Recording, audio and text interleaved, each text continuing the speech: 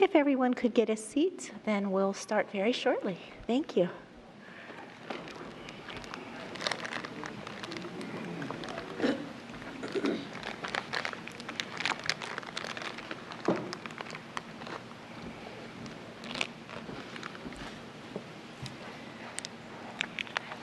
Did my mom call?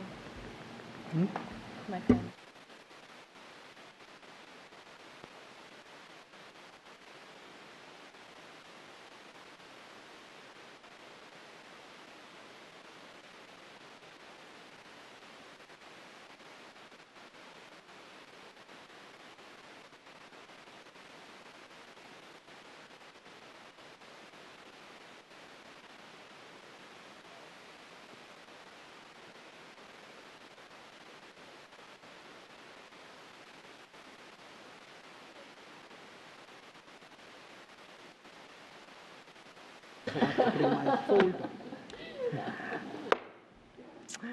Good evening, everyone. Thank you for coming out tonight, and welcome to our work session.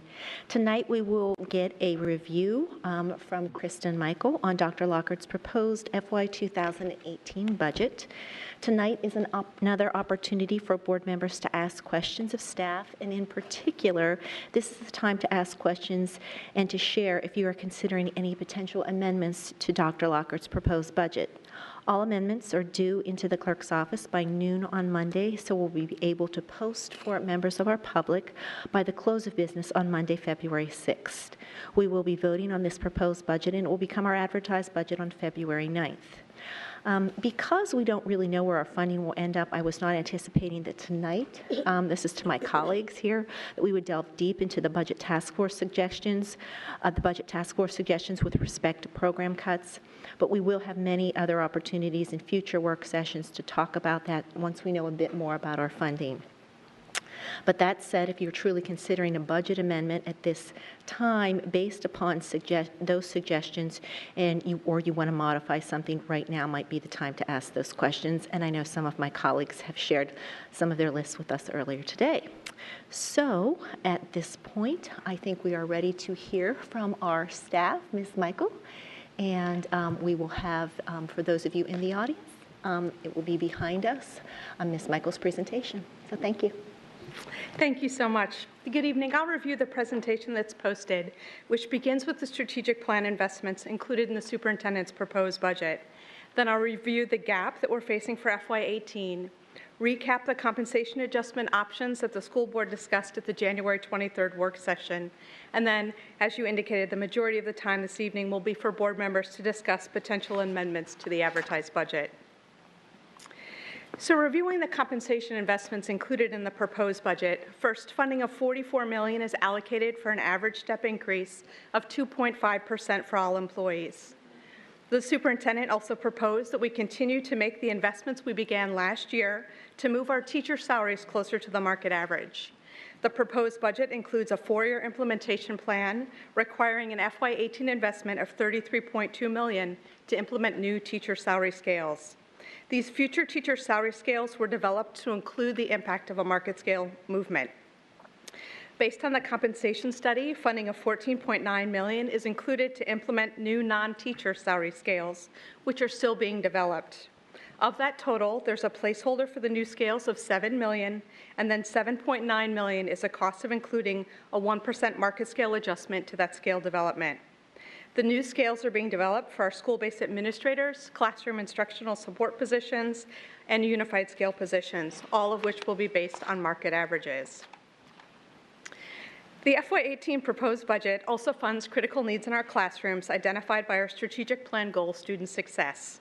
Funding of $0.5 million is needed to maintain the current number of preschool classrooms by supporting the local match requirements necessary to receive state and federal funding and to maintain our current preschool programming. Second, a new $2.7 million investment is needed for the adoption of social studies textbooks. Third, funding of $2.4 million is needed for an assessment tool that we call the Universal Screener. This tool will enhance our ability to track student progress in the development of essential literacy and numeracy skills. In addition, the screener assists teachers with the early identification of special needs, including dyslexia. Lastly, operational resources of $3.7 million are required for student safety and to maintain our current operational activities. Of this funding, $1 million is allocated to support turf replacement, $2 million is needed to fund equipment required as part of the school renovations approved in the CIP, and the remaining $0.7 million will fund contractual increases.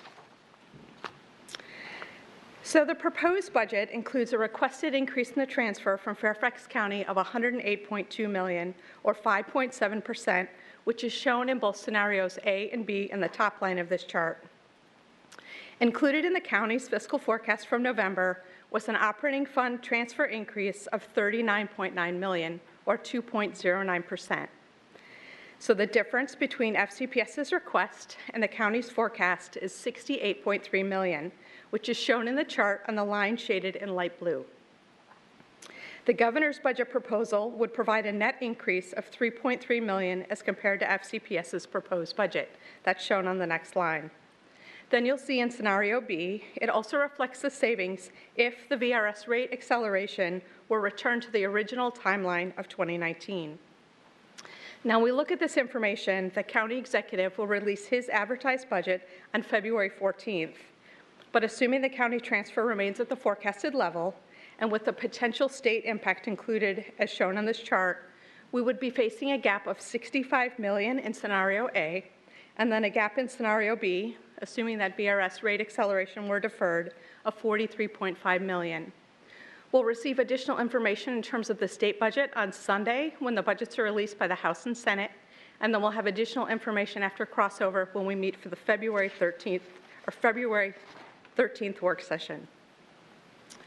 So at the January 23rd work session, the school board discussed a number of potential compensation adjustments as shown in this chart. And the top row across, you can see we've numbered the options that were discussed at the meeting. And then in the first column are the different components of that compensation included in the proposed budget. When we look at the first column of numbers, that reflects the proposed budget, which includes in the very first line a step increase of $44 million, then the placeholder of $7.9 million for the 1% market scale adjustment that would be applied to the new non-teacher scales, then $33 million to implement 1/4 of the future teacher scales. Remember, those future teacher scales have the impact of the market movement included. Then the next line reflects the $7 million placeholder to implement the new non-teacher scales. So all of those added together total $92.1 million, which is shown on the total line. The next line reflects any savings as compared to the proposed budget. And then the lines highlighted in light blue reflect the gap in scenario A, and then the orange line reflects the gap in scenario B. So as you can see in that proposed column, the light blue shaded line is $65 million, scenario A, and then scenario B in light orange is $43.5. So if we move across the chart, option 1 was to make no changes. So that column's exactly the same as a proposed budget column. The next option, option 2, was to eliminate the scale enhancement for teachers and to not implement the new non-teacher scales. In that case, the cost of step is shown in the first line. Then we show in the second line $14.2 million. So if the enhancement to the teacher scale is eliminated, but instead a 1% market scale adjustment is applied to the current scales, that would total $14.2 million. The next line is $7.9 million to provide the 1% market scale adjustment to the non-teacher scales. And all of those together total $66.1 million. So you can see that's a savings of $26 million as compared to the proposed budget. As shown in the blue line, that would reduce the gap in scenario A to $39 million, and then to $17.5 million in scenario B. So option 3 was to reduce the value of the market scale adjustment from 1% to 0.5%. In that case, again, on the first line, the cost of step remains at $44 million. The next line is $4 million, which would provide a 0.5% market scale adjustment to the non-teacher scales. Then on the next line, the enhancement to the teacher scale would be changed to $26.1 million, and that would include the impact of reducing the value of the market scale adjustment to 0.5%, and that would be included in the total scale enhancement. Then, to implement the non-teacher scale, a placeholder of $7 million is next. and all of those items total $81.1 million, which is a savings of $11.1 million as compared to the proposed budget. So as shown in the blue line, option 3 would reduce the gap in scenario A to $54 million and the gap in scenario B to $32.5 million. Finally, the last option, number 4, would eliminate the value of the market scale adjustment. So again, the first line shows the cost of STEP, $44 million. The next line is the enhancement to the teacher scale, which in that case would be reduced to $19 million. The final item is the implementation of the new non-teacher scales, that placeholder of $7 million. And all of those items together then total $70 million, which is a savings of $22.1 million as compared to the proposed budget. So option 4 would reduce that gap in scenario A to $42.9 million and the gap in scenario B to $21.4 million. So that concludes the overview presentation, and now we'll begin discussion. Thank you. Thank you. And board members, you can, since we're here, we could use the light system. So I first have Ms. Hines. Thank you. And thank you, staff, very much, Ms. Michael and all, for putting together that comparison of the compensation ideas that we talked about at our last work session. This is an unusual year, I think, for me anyway. This will be my 6th budget cycle. And I have never, at this point in the conversation, proposed cuts from the superintendent's proposed budget. I've always felt like, well, we should fight for a fully funded budget and, see what the revenue is in May and then make whatever cuts we have to make then. But I think this year is a little bit different because, we are at a point where we're looking at, a significant potential shortfall. We, fortunately, thanks to the community and the Board of Supervisors, this year we're making a really important investment in compensation. And we're all doing that. We're paying the extra 4 cents on our property taxes, right? And we were, thanks to the community and the Board of Supervisors, and thanks to the advocates and the Board of Supervisors for being willing to, in addition, put a meals tax on the ballot this year. That was going to be our way to continue to make the investments that we need to make, reinvestments that we need to make in this school system after 10 years of cuts. The community responded no, that they didn't think that a meals tax was the way the community wants to raise revenue for the school system. But that, unfortunately, that would have brought in about $67 million to the school system. And as you can see, we've got about a $65 million shortfall in the budget that would fully fund the school system right now. So, and we have heard from the Board of Supervisors after raising property taxes last year and kind of, sticking their necks out and showing their support for the school system by putting the meals tax on the ballot. We are hearing from some of them that they don't really have a taste for raising taxes again this year, raising property taxes. Now, when I talk to folks who voted against the meals tax, some of them will say, well, I think a property tax is the better way to go. So I hope those folks are getting on the phone and calling the supervisors and saying, I voted against the meals tax because I'd rather pay property tax. I don't know how much of that is going on, but the reality for the community is that with this shortfall, the community has to decide, and you have to let us know, and you have to let the Board of Supervisors know. Should we cut back on what we do as a school system, or should we find more revenue for the school system? And I think, if I could just ask a question, the Board of Supervisors will set their proposed maximum property tax rate on which day? Does anyone know? On February 8th, they authorized the proposed tax rate. February 8th. February 28th. 28th. 28th, okay, thank you. So, the end of February. And once they've done that, once they have voted on an advertised tax rate, that's as high as they can go. So if they basically say on the 28th, we're not going to raise the property tax, that's it. That conversation is over, and the pie is the size that it is, So knowing that we may very well be looking at this $65 million shortfall, and we don't want it to all come out of compensation. One of the conversations we've had as a board and that we've had with the community now for 2 years, and I see Matt Haley here with us as the chair of the budget task force, the superintendent's budget task force. I know we have some other members of the task force here. Thank you for your service. Because of you all, we have had the opportunity to have a conversation with the community that I had not experienced before, where we have people in the community who really do understand there are certain things on the list to possibly be cut. I never feel comfortable getting to May and saying, well, let's cut, IB middle years program or something, where we have not had a community conversation about it at all.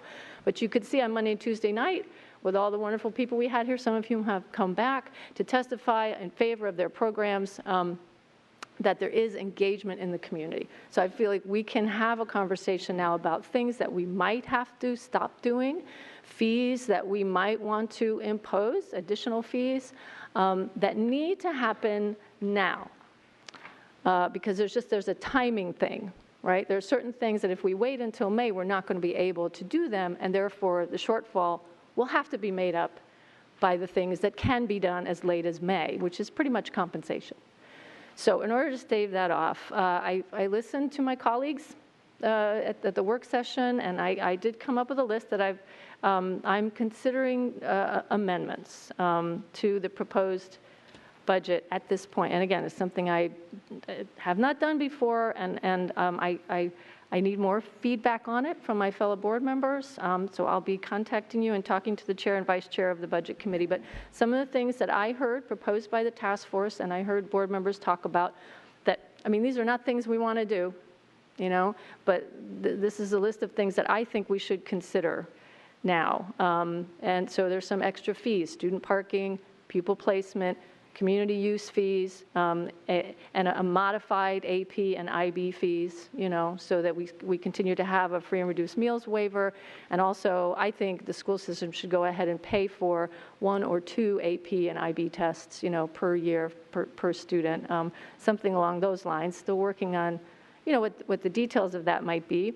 And then a few things, that I think we maybe should talk about eliminating or cutting back. Advanced academic center transportation for kids who are at local level 4 schools. Again, I would probably modify the proposal that the task force put before us a little bit, because we know that some of those local level 4 schools are not really up and running, are not mature at this point, and I'm not exactly sure what that would look like. There was an item of non-mandated testing, only saves $100,000, but it's something. And then school closures in July. I think we have to look at the Thomas Jefferson High School 8th period. It's a $1.2 million item. I know that they really treasure and value that, but it's something I think we have to look at this point. So anyway, I don't think that tonight is the time for us to dig into every one of those. I really don't. I'm actually not ready to. But I had a few questions for staff and maybe for other board members. If we could be reminded, what kinds of things that need to be done by February 9th, if we could get a sense of what are those, and you don't need to go through the whole list of 100 items, right? But what, on the list that I just talked about, student parking fees, pupil placement fees, community use fees, AP, IB fees, that sort of thing. I think those things, for example, should be done now so that people can plan. And then, transportation, that is something I think we need to do now so that schools and parents can plan. School closures in July, if we went there, we would have to do that now. And then, the 8th period for TJ. So just these as examples of things that I felt like school board members were at least willing to discuss as possibilities. Are we really at a position where our backs are against the wall and we need to vote on those things next Thursday night? Is that a fair question for someone? Sure. I think when we look back at one of the conversations we had at the December work session, really kind of looking at the categories of items and when the critical dates are, we had said anything that impacts student course selection, school placement, other school divisions and county programs, or things that impact school staffing or employees' contract lengths, we really needed to have guidance on those decisions in January and February. Right, and then looking at the items that are later, you're correct, it's really the non-personnel items, the non-staffing, those things are really the items later in May, which would include compensation. So you're right, we're really looking for guidance. We've set aside time at the February work session to delve deeper into the reductions. And we really will be looking for guidance there as to what things we should start planning for. So the February work session on the 13th is after we vote on the proposed budget on the 9th. So I guess that's where I'm a little bit confused. if we adopt or if we vote on the proposed budget as it is on February 9th, and then we come back to staff on February 13th and say something different. You know what I mean? I mean, what kind of guidance would it be more helpful for staff to have the kind of guidance that we vote on at the table on February 9th? Or what else could we do other than voting on something? Sure. I think for items where the board is ready to make a decision, right, making those and including them in the advertised budget provides the clearest guidance to both staff and the community about the decisions, right? But decisions don't have to be included in the advertised budget, right? The advertised budget is really what goes to the county in terms of our request for funding. So as the school board discusses the reductions at the February work session, what staff was really looking for was guidance for should we begin planning to implement these reductions. But again, any decisions that could be made sooner will allow a smoother implementation. Okay, thank you. That's it. All right, and I might just comment, Ms. Hines, I know you know this, but for the public perhaps, you know, we also still have to see what Mr. Long proposes on February 14th, which will also then inform a little bit of our thinking and decision-making. But you're right, there are some things that we can consider now, and the sooner we know, particularly for things like students with, let's say, one of the items you mentioned, AP, IB testing, that could impact what courses students decide to enroll in for next year. Student placement, pupil placement, that could impact whether folks want to go ahead and continue down that path or not, depending on if there's a fee attached to that. Thank you, Ms. Hines and Dr. Lockard. I next have Ms. Corbett Sanders, followed by Ms. Evans, and then Ms. Strauss. Thank you. It really is a unique period in our school system and in our county as a whole this year, because we are facing budget challenges, and our flexibility in looking at other revenue streams seems to be narrowing, as well as we continue to have chronic underfunding with our partners at the both the state and federal level. And so that's kind of why we are in the situation we're in. But one of the things that is really important, I believe, as we look at our budget this year is looking at equity and making sure that we have equity in our compensation and benefits and how we treat all of our employees that have invested in our system. I don't know a single employee that doesn't go well beyond the call of duty.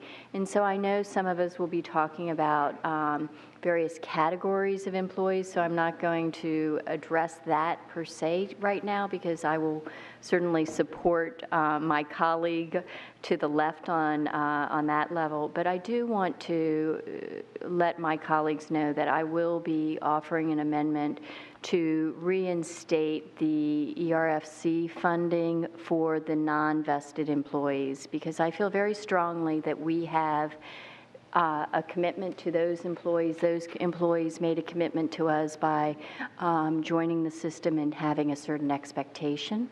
And so the ERFC and the employer contribution to the ERFC is actually lower in percentage-wise than what the the Fairfax County employee rate is.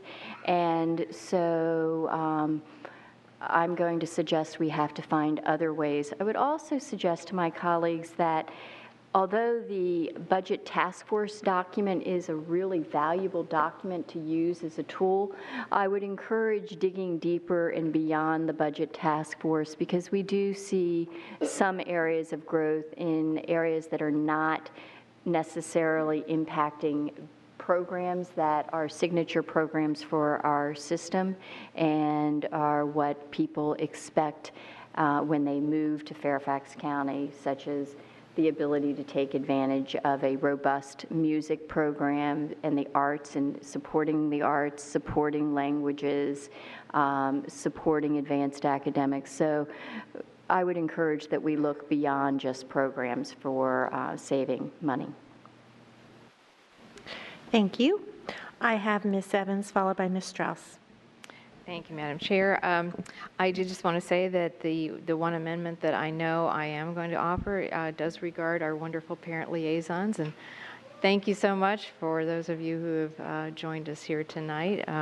We did hear from not just our parent liaisons, of course, but we heard from many of the families that they serve, including, I think it was important to note that we had some families, some parents who came here who may have been a little less confident about their ability to speak to us because their language skills are still they're still learning the language, but they came before us and made some very impassioned pleas and talked about how important our parent liaisons are for connecting them with their children's schools, as well as beyond that. You know, it's clear that these are people who go above and beyond.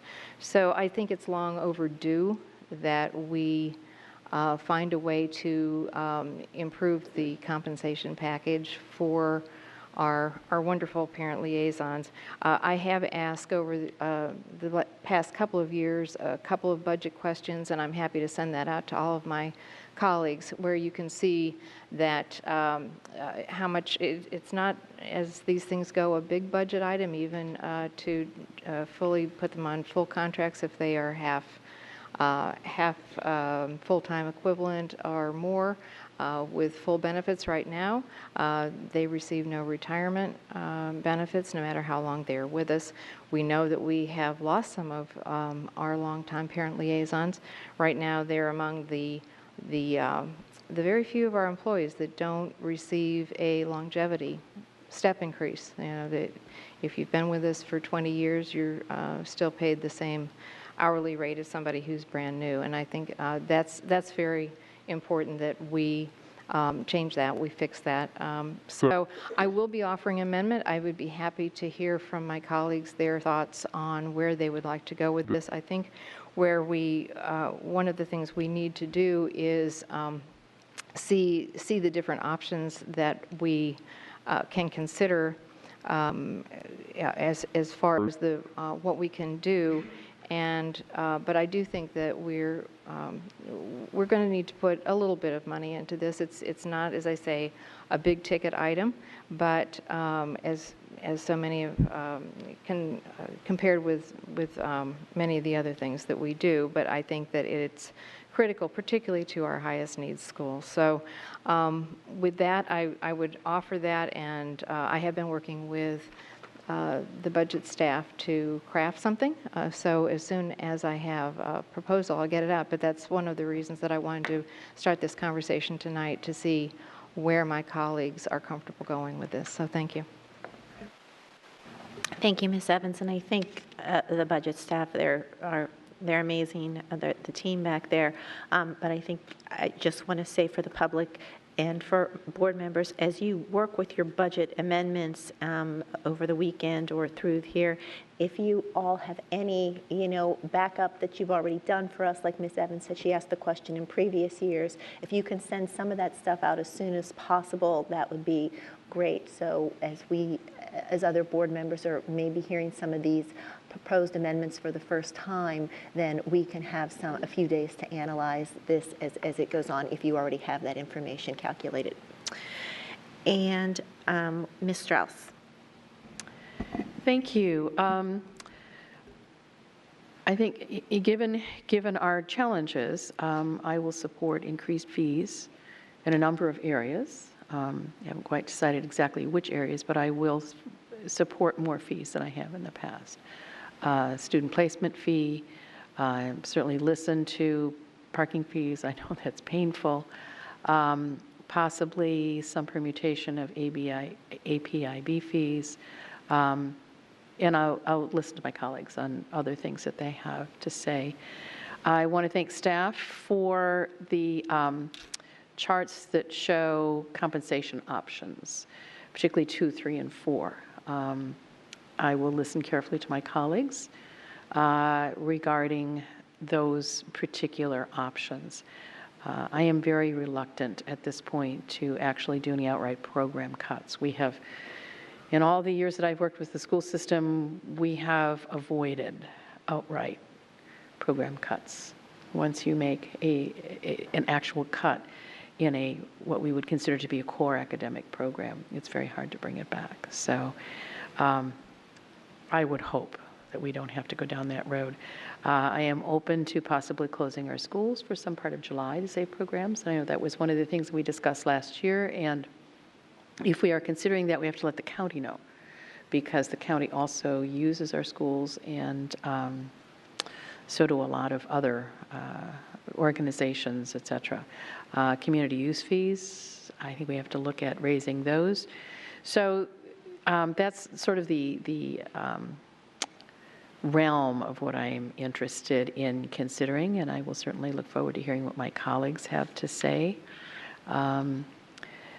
Again, the most obvious is if the General Assembly changes the timetable for the VRS, that would make a huge difference. And I don't know. I don't know what they're going to do. But that's a huge swing. So at any rate, I'm here to listen to what my colleagues have to say. Thank you. Ms. Palchik?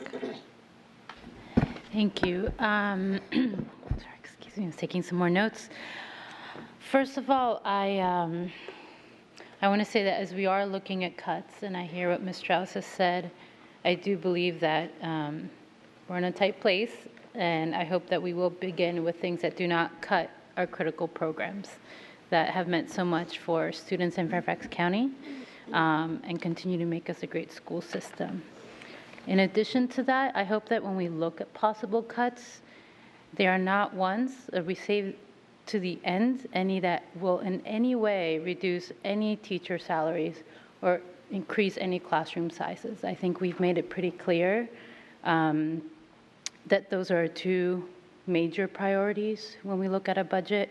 And I think in any way that teacher pay is cut, and in my mind that includes either a reduction in hours and contracts, whether it be in our Title I schools at TJ or elsewhere in our county, I cannot support any way that we cut teacher pay. I also do believe very strongly in the 8th period program at TJ. I think cutting it would mean, would be a grave mistake for our school and for one of our finest schools. That being said, I think it's very important, and I'm very, very dedicated to improving equity, but that means starting, making sure all students are prepared to go into kindergarten and have the best possible support and education, especially pre-K to 2nd and 3rd grade, where they start to fall farther and farther behind with their peers. So I think those are two things that, in my mind, are very critical. I do think we have to look at equitable cuts and ensuring that we do as little harm possible to our strategic plan and to closing the achievement gap. I do think those have to be front and center. So that being said, I would wholeheartedly support Ms. Evans' amendments. I think our parent liaisons, and I wish I'd had one when I was in elementary school, are critical, and it is not a large budget item compared to so much of what we do for our students. You've given so much, and it's time that we support our parent liaisons and ensure that they remain with us in supporting our students.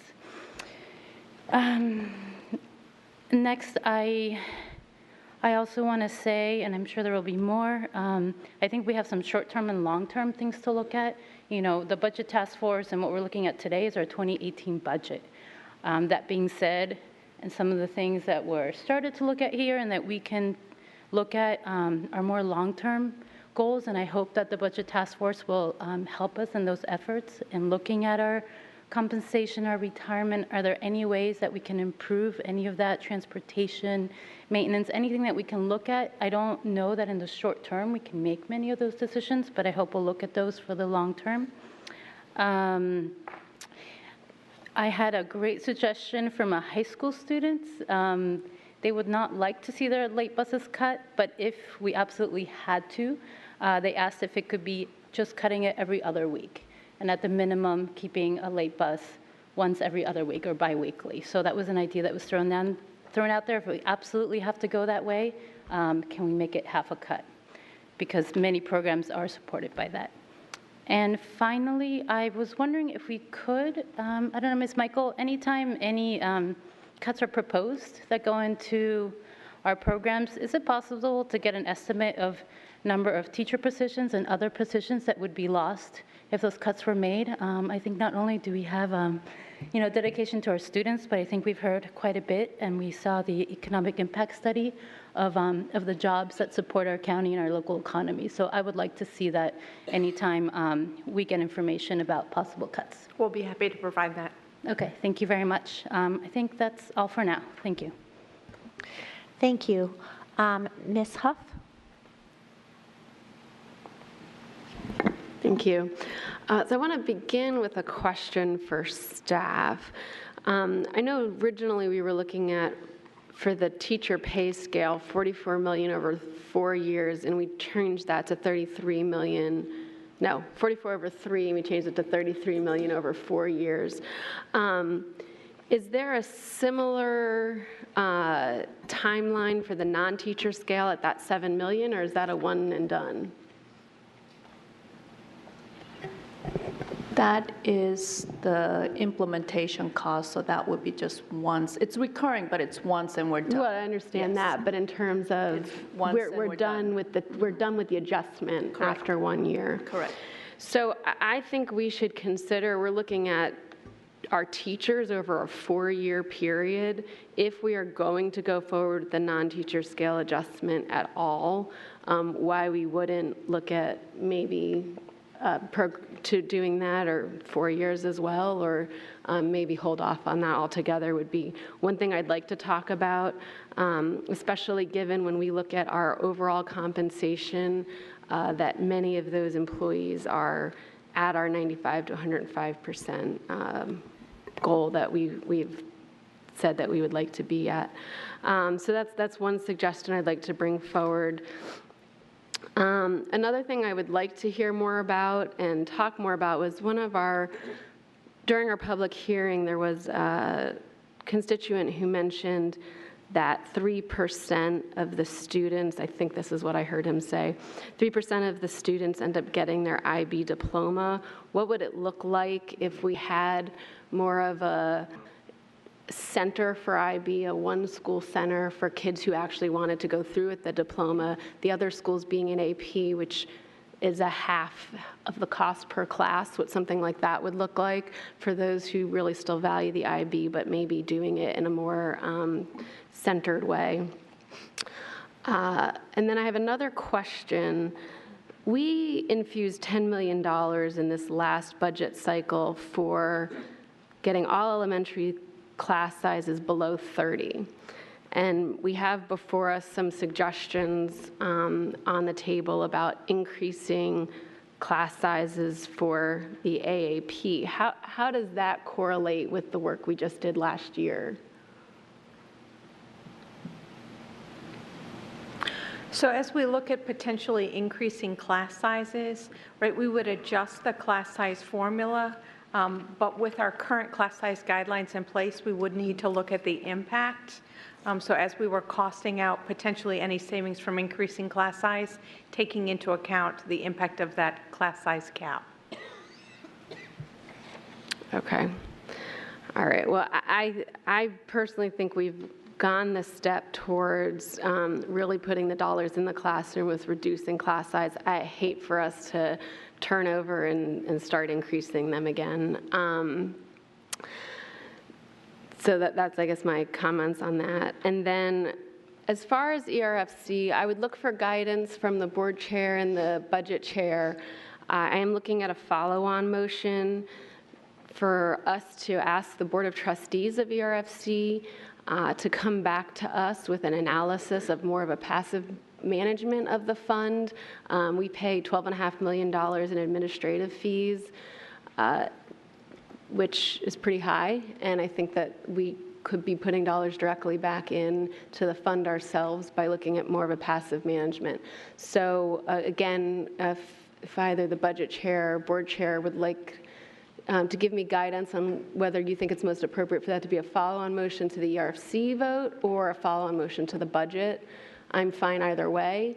Something to talk about. And then asking for it to come back end of March, but I'll talk with staff about the applicability of that.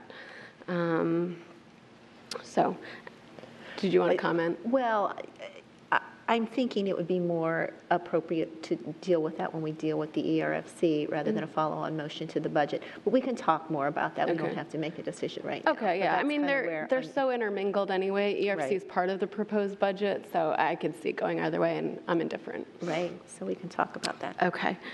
And then another item on here, well, there's a couple of things, but to the parent liaisons, clearly they are doing great work, and we want to continue to recognize that and talk about that. I would like some information from my colleagues who are proposing this amendment, where they propose that we would offset some of this cost as a priority, if this were going to be a priority that we were going to put forward, where you see some of those, how we're going to pay for that then now and going forward.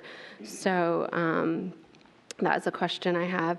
And then I think there's another item here to discuss in February, which is special education. Now, I see it written in the budget task force item as a reduction, but I would look to staff for a conversation about, and maybe, of course, including Dr. Lipp, what it would look like to not have any reductions in special education, but to maintain the current per pupil cost in the special education program as we are in the general education program, versus doing what we did in FY17, where there was an increase in the programs more than the enrollment themselves. So I would love some guidance on that as well.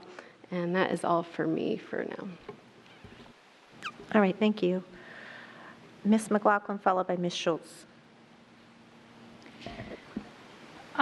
So this is my 6th budget since joining the school board, and almost consistently every year I've shared with the community and with my colleagues that I don't see any objective, substantive rationale for continuing to pay for AP and IB test fees.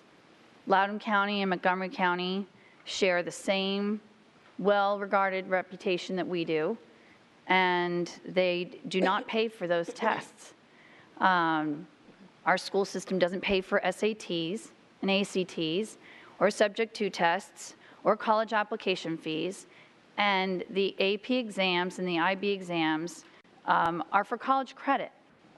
That's what they're supposed to be for. Taking the class is to challenge a child's learning, and the weights on the GPA that come from those classes are the suitable response to those students who take a more rigorous class, take a risk to their letter grade, and communicate to the colleges that maybe they took harder classes, they ended up with B's instead of A's, or maybe a lower grade, but they challenged themselves, and it's reflected in the GPA compared to their classmates. So we have that whole system in place, and currently, FCPS requires every student who takes the AP and IB test fees takes the class, they have to take the test. So I don't want to launch into my rationale tonight, because I realize we're just supposed to quickly say what amendments we're thinking of, but I do want to urge my colleagues that if ever there was a time, if we're talking about wants versus needs, making, difficult budget cuts that are going to have the least harm to students, this is the one, and this is the year that we need to think about it. It's over $4 million in cost savings, and I really hope people will give this careful attention between now and May, whether people have an appetite for it now. So that's probably my one thing right now I could say here tonight for all of you that I could, with great comfort, suggest we change in the proposed budget. Beyond that, I guess I would like for everybody to think about this at a more macro level. The county executive, Superintendent Lockhart, if I understand correctly, the county executive didn't provide necessarily any direct guidance to the schools or to any of the departments with a specific, you should look to cut 1% to 2% of your operations. That's going to be the expectation. No, nothing specific. We got the fiscal forecast back at the joint meeting, and that assumption is built in, Ms. Michael, to the forecast that we've presented here as, you know, an estimate of what we believe we need if they stick to that roughly 2.09% transfer. So at a macro level where I'm at with this budget proposal, and I do appreciate, Dr. Lockhart, that you have presented to this board what you believe is a needs-based budget. And while we might be able to find anywhere from $5–10 million that this board could agree on by next week, February 9th, that, okay, we're, you know, maybe comfortable with these cost savings. What's concerning to me is it's nowhere near going to close the projected gap. And what I don't understand is how the Board of Supervisors have allowed a budget guidance to the county executive of a 2% transfer when the 2% transfer won't even cover the very things that we're trying to provide our employees, that they're giving guidance they want to provide their employees. And what I mean by that is, you know, merit and cost of living increases to our employees alone, when you looked at this, is about $92 million, including our infusion of scale adjustments for teachers and non-teachers. And what's worrisome to me is a 2% transfer request is $39 million. So just covering this one component alone doesn't even remotely touch it. So I guess I would say to my employees or to my colleagues, where I've normally said, we need to go by county guidance. You know, if they tell us expect 2%, we shouldn't come in at over 5%. But I am a little frustrated that I honestly feel like the direction that's been given to this school board, to the superintendent, and to the community really doesn't give us a lot to determine for a one Fairfax mindset between county services and schools, what are we looking at here? If he had said, we've got to look at these compensation promises that the Board of Supervisors made to their employees, and they should, quite frankly, make those to our county employees on the school side, then that's what you work with, and then figure out what else you're going to be able to do for any additional program investments and services. So when I looked at this issue tonight, I honestly, tonight as well as next Thursday on the 9th, I'm not in a place that I'm going to start nickel and diming $1 million here and $1 million there. For anyone who's been following our budget, it would take 66 items that the 7 or more of us would be willing to get our arms wrapped around to potentially close that. Because a lot of the choices on here are $1 million, maybe $1.9 million when I look out at my immersion families and strings families. And, you know, so I just think that we're going to need to be thinking, yes, absolutely, that we may not get the full transfer we want, but I would rather see our board having a very, very strong public conversation with every citizen in this county and with our supervisors of whatever you plan to do for your employee compensation, you need to make it right with the school system. And if that means it's going to cost a 4% transfer because of the VRS increases, the healthcare increases, those have to be taken into account. But I'm really not happy with the fact that we've looked at a restaurant menu of a la carte options to start cutting on, and responsibly so, I think we should have had more definitive guidance coming to every single agency in this county, schools, but as well as public safety, as well as family services, and to just ask us to basically say, you're going to get 2%. Well, 2% means that we would have to be looking at probably 3% cost reductions. So will we see Executive Long coming forward with 3% cost reductions in the county's operations? I haven't seen that so far, and I think we should have that expectation. So asking everybody in the public too, we are going to have to start understanding, as your elected representatives, where do you want us to find the savings? I agree cutting programs is highly problematic, but then what does it mean? Then do we look at what raises we can afford to do? Do we look at that we have to do reductions in force? You know, are we going to have to look at the fact that we can't hire and fill positions that we thought, and we're going to have more students in the classroom? But there's really only a few places that we can look to. And I will also reiterate my request from the prior budget work session. Board members are not operational experts. Yes, we have the responsibility of making the toughest decisions in the end, but we're told not to get in the weeds. And getting in the weeds is me going into a line item with not enough information to know from an operational and an educational expertise whether that's going to have the greatest amount of harm on students. So I hope that the public will echo that request, that we do need to have a very clear map provided once the county executive decides on, he gives his advertised budget, then he's going to say whether he recommends any tax increase, and then the supervisors are going to make that decision based on hearing from the public. Is there going to be a tax rate increase or not? We didn't get the meals tax, which would have brought in roughly $70 million for us. So the public who does believe in funding the schools should be thinking about, do you lobby for a 1 cent or a 2 cent increase, which will bring you another $22 to $44 million. That's another way to get around the fact that we didn't get a meals tax. But I've also heard that the pushback is voters said they don't want any more taxes, so we got to make our county work the way it is. But I haven't heard anybody here tonight necessarily come forward with the solutions to 66 million projected shortfall, and I'm not necessarily asking people to do it.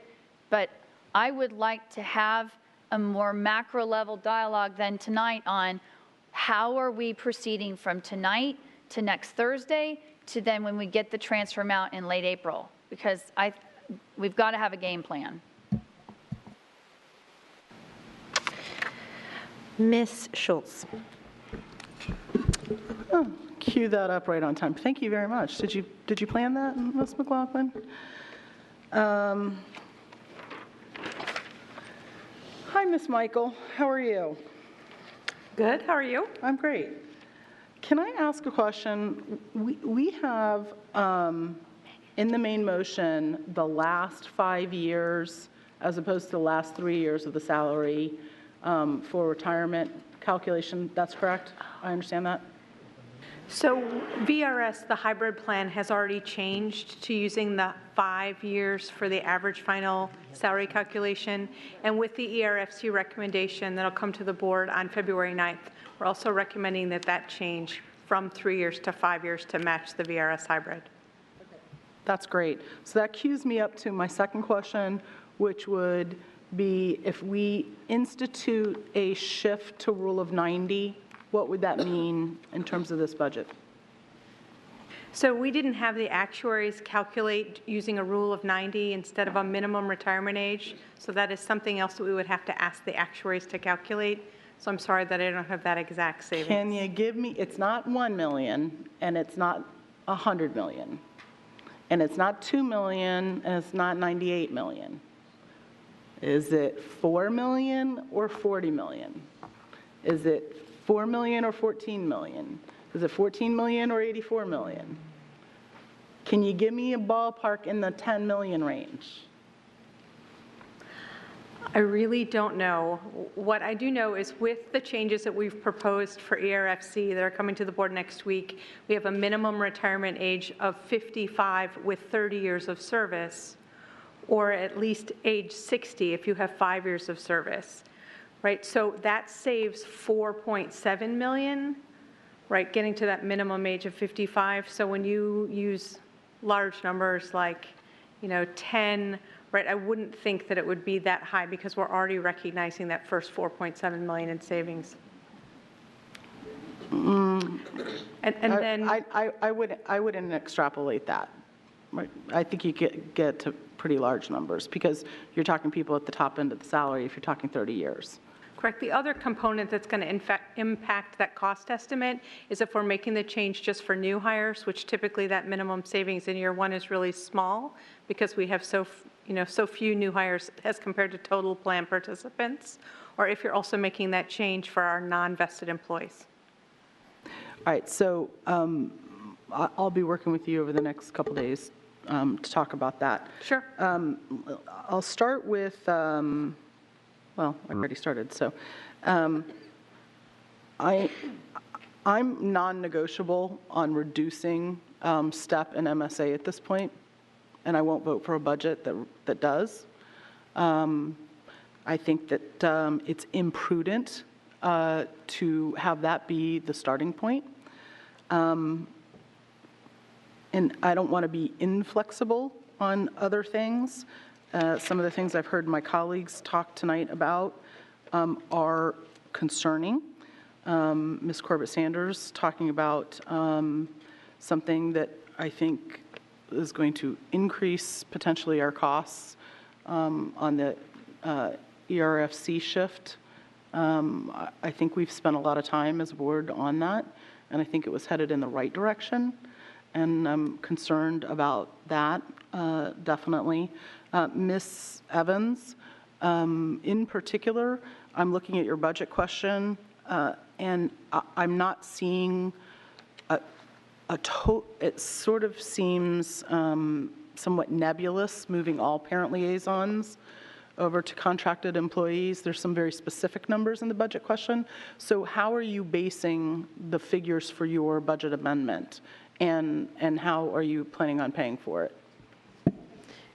At this point, what I'm working on is a follow-on motion for staff to bring us options,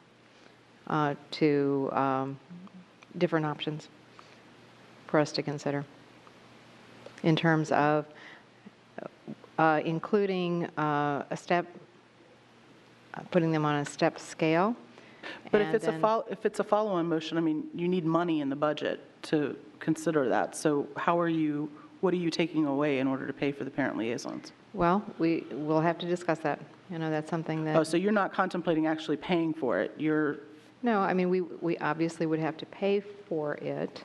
But not pay for it in the proposed budget? You'll figure that out later? We would have to determine where that would come from by May. Okay, but not for the proposed budget? The advertised budget? Mm-hmm. The advertised budget, my follow-on motion at this point, and again, I'm looking to my colleagues for their ideas on this, but I want the staff to bring us a variety of options. With each one of them including a step in it, how we could put our parent liaisons on a scale. I actually have, over the years, I've had 4 different budget questions. I don't know if you've looked at all of them. Yeah, that's what I was saying. There are some dollar figures associated with that, but right. But I'm not predisposed to support something that you're not going to. I mean, if something's going in, something's got to come out. Right.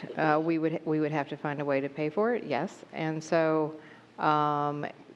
when we get the options from the staff, assuming that the follow-on motion passes, we would have to see what the cost of each one of those options would be, and then find the money to pay for it.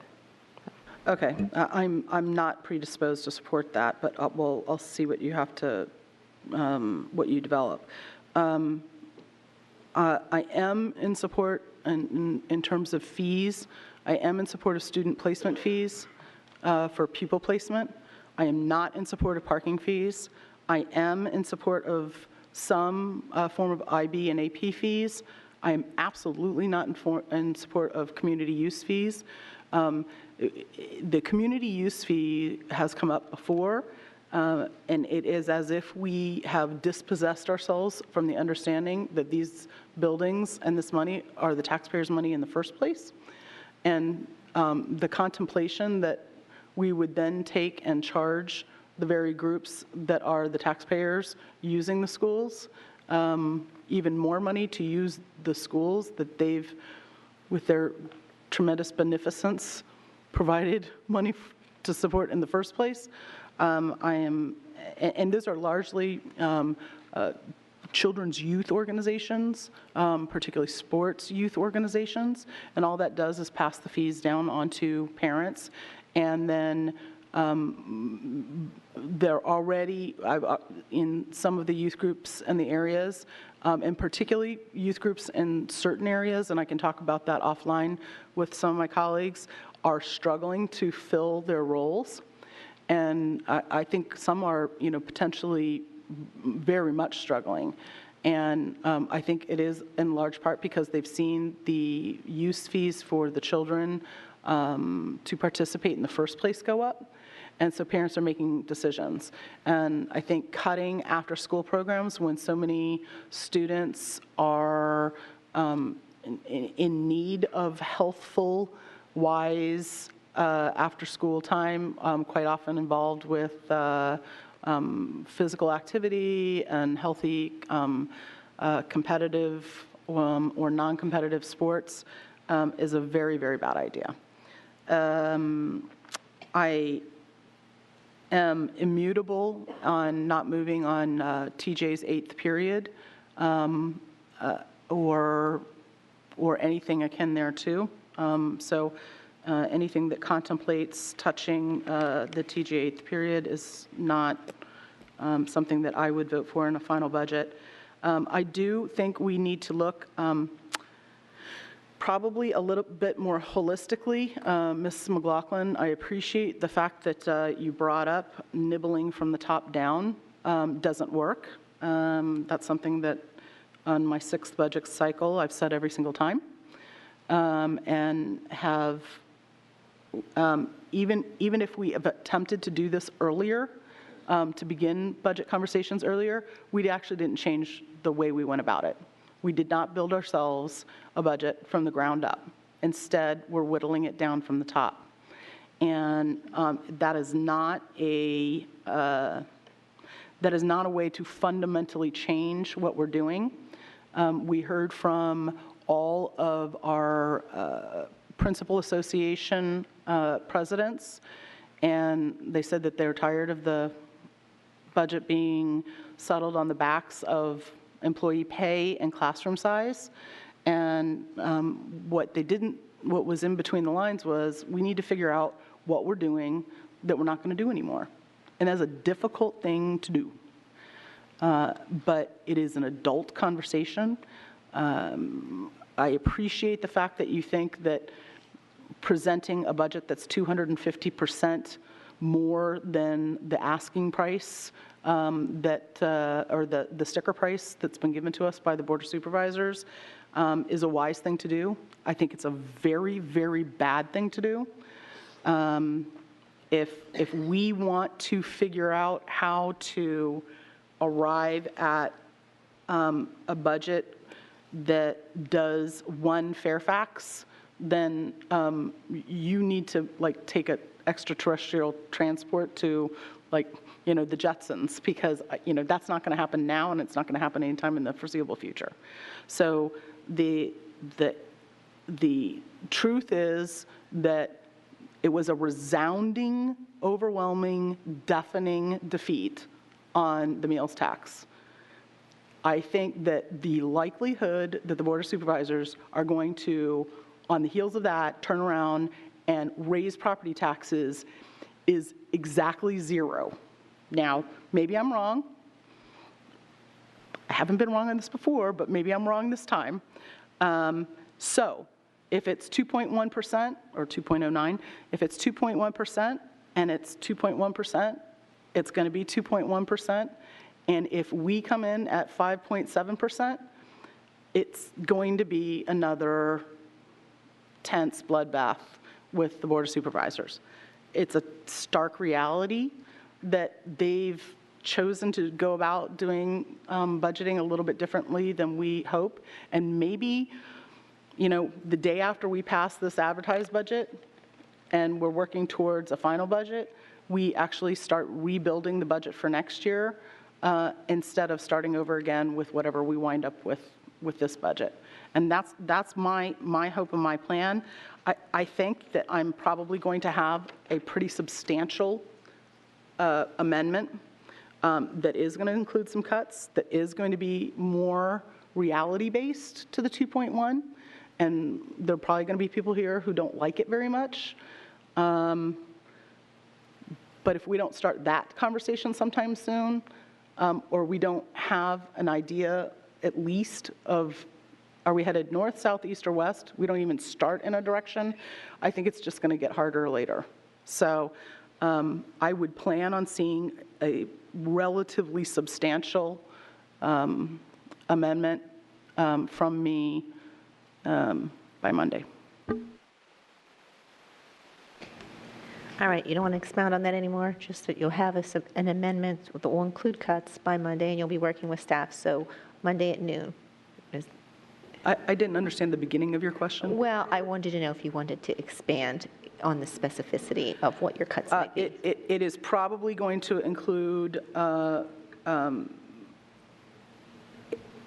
areas that will not surprise anybody on this board. But it will also probably include significantly a rule of 90. All right, thank you. Mr. McElveen. Thank you, Madam Budget Chair. So I think, as Pat began this discussion, this is where we and the community realize that the rubber meets the road and that the community's actions do have consequences, as the board has discussed tonight, pertaining to the meals tax vote. I am still looking for those members in the community who oppose the meals tax and the people on this board who oppose the meals tax to come forward with their $70 million cut list. So I look forward to seeing those. I did not hear many of those at the budget testimony this week, so we are waiting. So the discussion about fees, I'm pretty much along the lines of Janie. I think we have little choice but to raise our revenue where we can, and that's where we can do it. On the subject of IB and AP fees, I've always been opposed to this. I would tell you, as I mentioned in our previous work session, that it disincentivizes kids to challenge themselves if you start putting fees on these courses. That being said, I would be willing to impose fees on the coursework that is not required or that is above and beyond what's required to get an IB diploma or an AP scholar. So I would be willing to charge for any tests above 6 IB tests or 4 AP tests. So whether that brings any revenue, that's as far as I'm willing to go on that one. One question I have for the budget chair is at our last work session, we discussed things like language immersion, fourth grade strings, things that we've heard a lot from the community about this week. And based on our TRIGO exercise, there did not seem to be board interest in pursuing cuts in those areas. So since we've gone through this exercise this week of having hundreds of community members come out to discuss those things, I do think it would be fair to the community to at least give some guidance to them on where the board is on those things so they don't have to continue to expend their time to come out and advocate. So that would be a question for our colleagues on the budget committee. And then finally, Ms. Huff had a question about creating a sort of IB academy.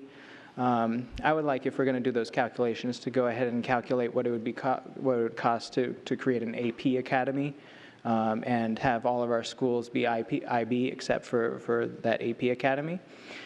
Because we know that IB curriculum is the best reflection what we've looked for in a portrait of a graduate. You know, we've had those discussions.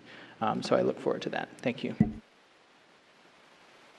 Thank you, Mr. McElveen. I'm trying to look quickly here so I can talk just briefly. For the language immersion programs, when the description of the potential fee cut said eliminate the program, out of the 12 members who were there, or there were 10 members there, 9 voted. The red dot said do not cut this program. There were 8 people that said that. Yellow, there was 1 dot, and that was consider with caution. So that particular program, I need other board members so I can look for the other ones to see. Which item was that, Ms.? That item was language immersion programs, yeah. whether or not to eliminate cutting. those. And I'll look for the other ones as well. But let's see who I have next on my list. I think I just, at this point, have go-backs. Has anyone who has not spoken would like to speak before I start doing go-backs? Mr. Moon? I was going to wait until to be the last one to speak on the budget amendments, but since there are some go-backs, on the compensation, I do not intend to propose any amendment at this time. The exercise we had at the work session the other day was about a week ago. You know, for me was to, share, have a conversation with my colleagues on the board that, first of all, we should not be balancing our budget just off the back of our employees through a compensation cut and or just class size increase for that matter. And just wanted to hear from board members what would be potential maximum amount of compensation adjustment we might consider. They came out to be anywhere between $0 to $26 million. And with if it is transfer is 2.1% from county board of supervisors, and if the General Assembly does not delay the acceleration of VRS payment, and there is no additional funding from state other than the $3.3 million contained in the governor's budget, then the potential gap is just $65 million right there. And $26 million, that's the maximum amount a sum or one or more than one board members want to consider as compensation adjustment, which means that we have to somehow gotta find up to $39 million from other places. That was the reason for having that conversation, to see as we go through multiple budget work session between now and until we finally adopt the budget in May, the things that we need to consider, the potential amount of reduction from the budget items that presented by the budget task force, and also by I guess my colleagues who will bring some of the consideration items. So I am not bringing any compensation amendment for Thursday night, but at the same time, I think there are certain items that it would only be fair, I think this was stated by staff members as well, that it would only be fair to give all your guidance, all your indications to the community that we may have to do this, or we may have to do this by, those things, again, will include whether we are going to be requiring fees for pupil placement, whether we are no longer going to be paying for certain test fees, before students sign up for the classes, before they decide on which schools to attend. I think we need to let them know, rather than doing it after the fact. That is why I am willing to consider the charging fees for pupil placement. Somehow, sharing burden on test fees. Even the community use fee, I want to know whether we are supplementing, we are supporting any part of community use. Because in as much as I agree with Mr. Schurstedt, it's a community that supports your schools, but at the same time, when you are in a budget crunch, whether I want to know whether we are supporting, supplementing the community use in terms of providing, paying for additional utilities or custodian fees, or I need to know, because at one point, what I heard from staff, I mean, it was just, several years ago that we are putting in more than $1 million to support the community use, and that's the figure I would like to get back from the staff to consider this particular item. And late buses, I don't know. I'm not quite sure about doing away with the late bus every other week. I'm not quite there yet. But bus transportation, I didn't see that on the list of items from budget task force. Whether it's a Jeff Plettenberg or is Ms. Miker or Ms. Quinn, we provide transportation services, basically distance-wise. If it is more than 1 mile for elementary, if it is more than 1.5 for secondary, middle and high school, correct?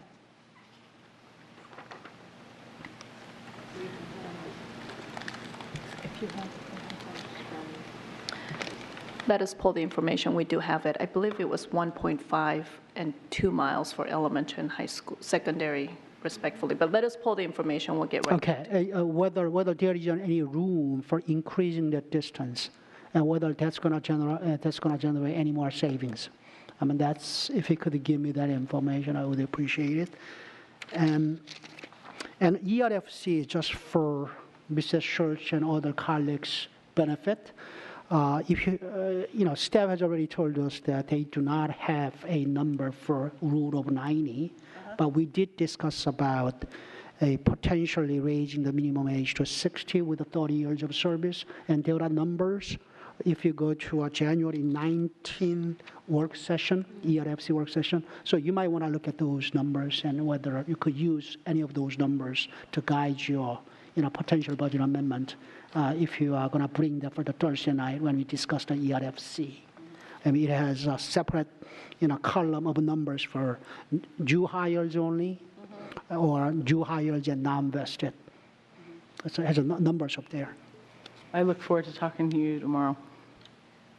It's on the board doc. Sure. Okay. Thank you, Mr. Moon. Just trying to be helpful here. Okay, and also on TJ, that 30-minute, additional compensation for that 30-minute instructions for TJ teachers. Do you know whether state funding, because we get some state funding for TJ, whether state funding we have for TJ has any role to play in providing that additional half an hour of instruction? And another question is, if we do away the paying for the additional half an hour for TJ teachers, that potential savings, I think there was about 1.5 million, 1.2 million, whether that has took into consideration of a tuition payment or potential reduced tuition payment from other participating school districts. We would want to take into consideration any requirements from the state in terms of maintaining our funding level, as well as the impact that reducing those expenditures would have on the tuition So bills. that's been considered to come up with a number? Is that what you're saying? Well, you have not? No, this cost estimate did not take into account those revenue components. We would need to account for that if we began that Do you planning. think you can give us a new numbers if we did consider those factors? We can certainly calculate that for you. Okay. All right, thank you very much. Thank you. Before I go to my go-backs, I have Mr. Wilson, who has not spoken yet. Thank you. Well, this is my second year, so I'm thinking back on the history from last year, and it does seem like it's a little bit of Groundhog Day, which I think it is today, right? So this is a year ago.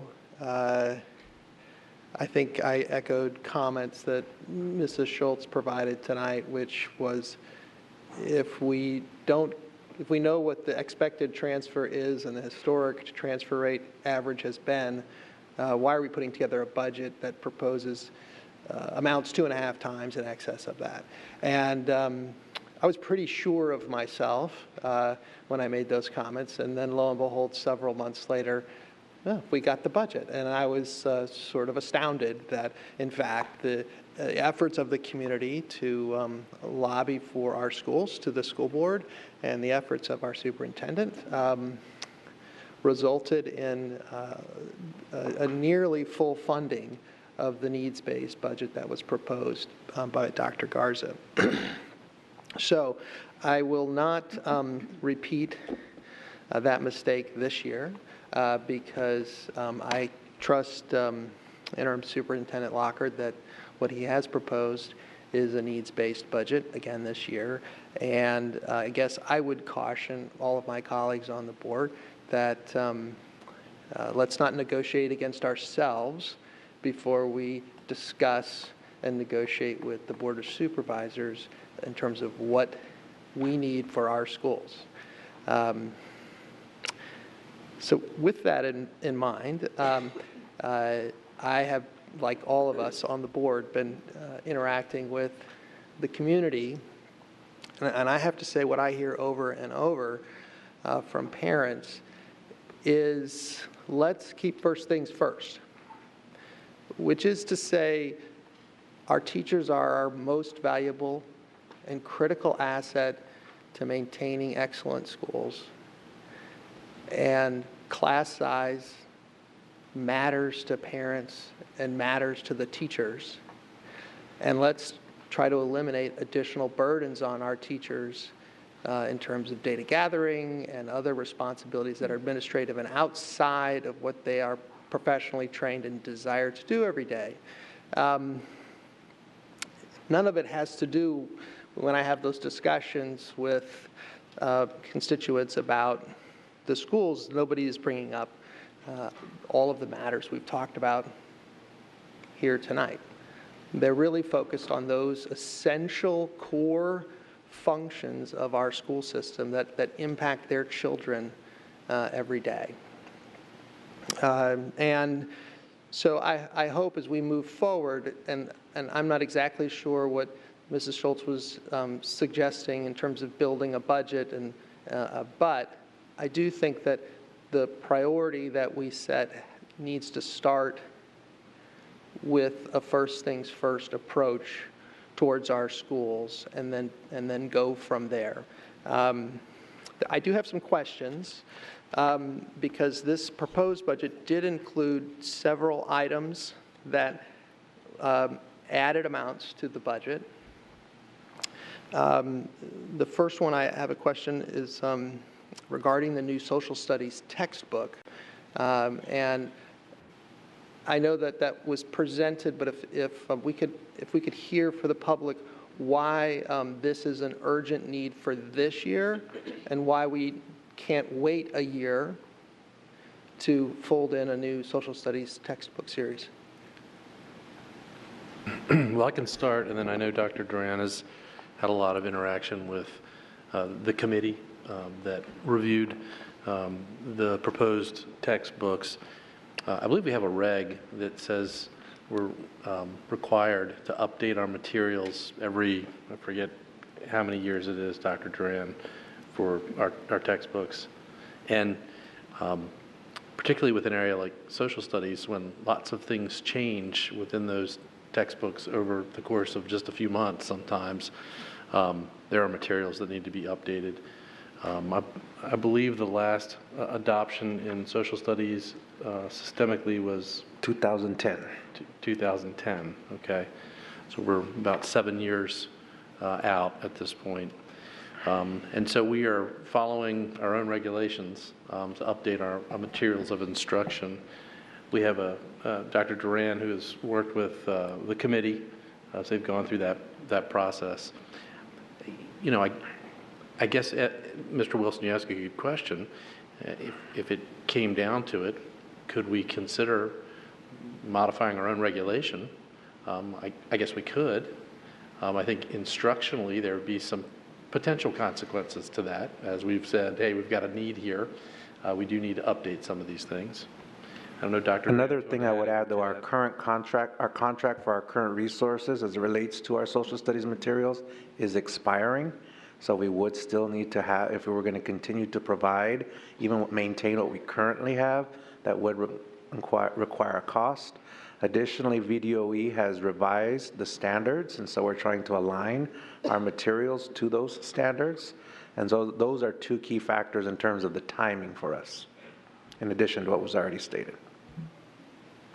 Okay, it might be helpful, and I'm not expecting this sort of before we make our own decision next week, but it might be helpful for me to understand sort of the imperativeness of this for this year, since we are talking about compensation issues, benefits issues that are very dear to our teachers, to understand sort of the gravity of what it is we're talking about that is in a 2010 textbook that is now so out of date that we couldn't, wait a year to fill it in. So if there's a summary or something that sort of presents it to us that we can look at, that would be helpful. I'll be happy to provide you some more information in writing on that and follow up with you if you'd like. Okay. Sure. And I know your level of detail is very high and your level of thoroughness is higher. So, but for attention deficit disorder folks like me, brevity is very impactful. You got it. Mr. Wilson, I'll just add one more thing to the conversation here. There's also a queue, if you will, of future adoptions, right? So just notification that any pushback we might do that could have impact on those future adoptions for other subject areas. Okay.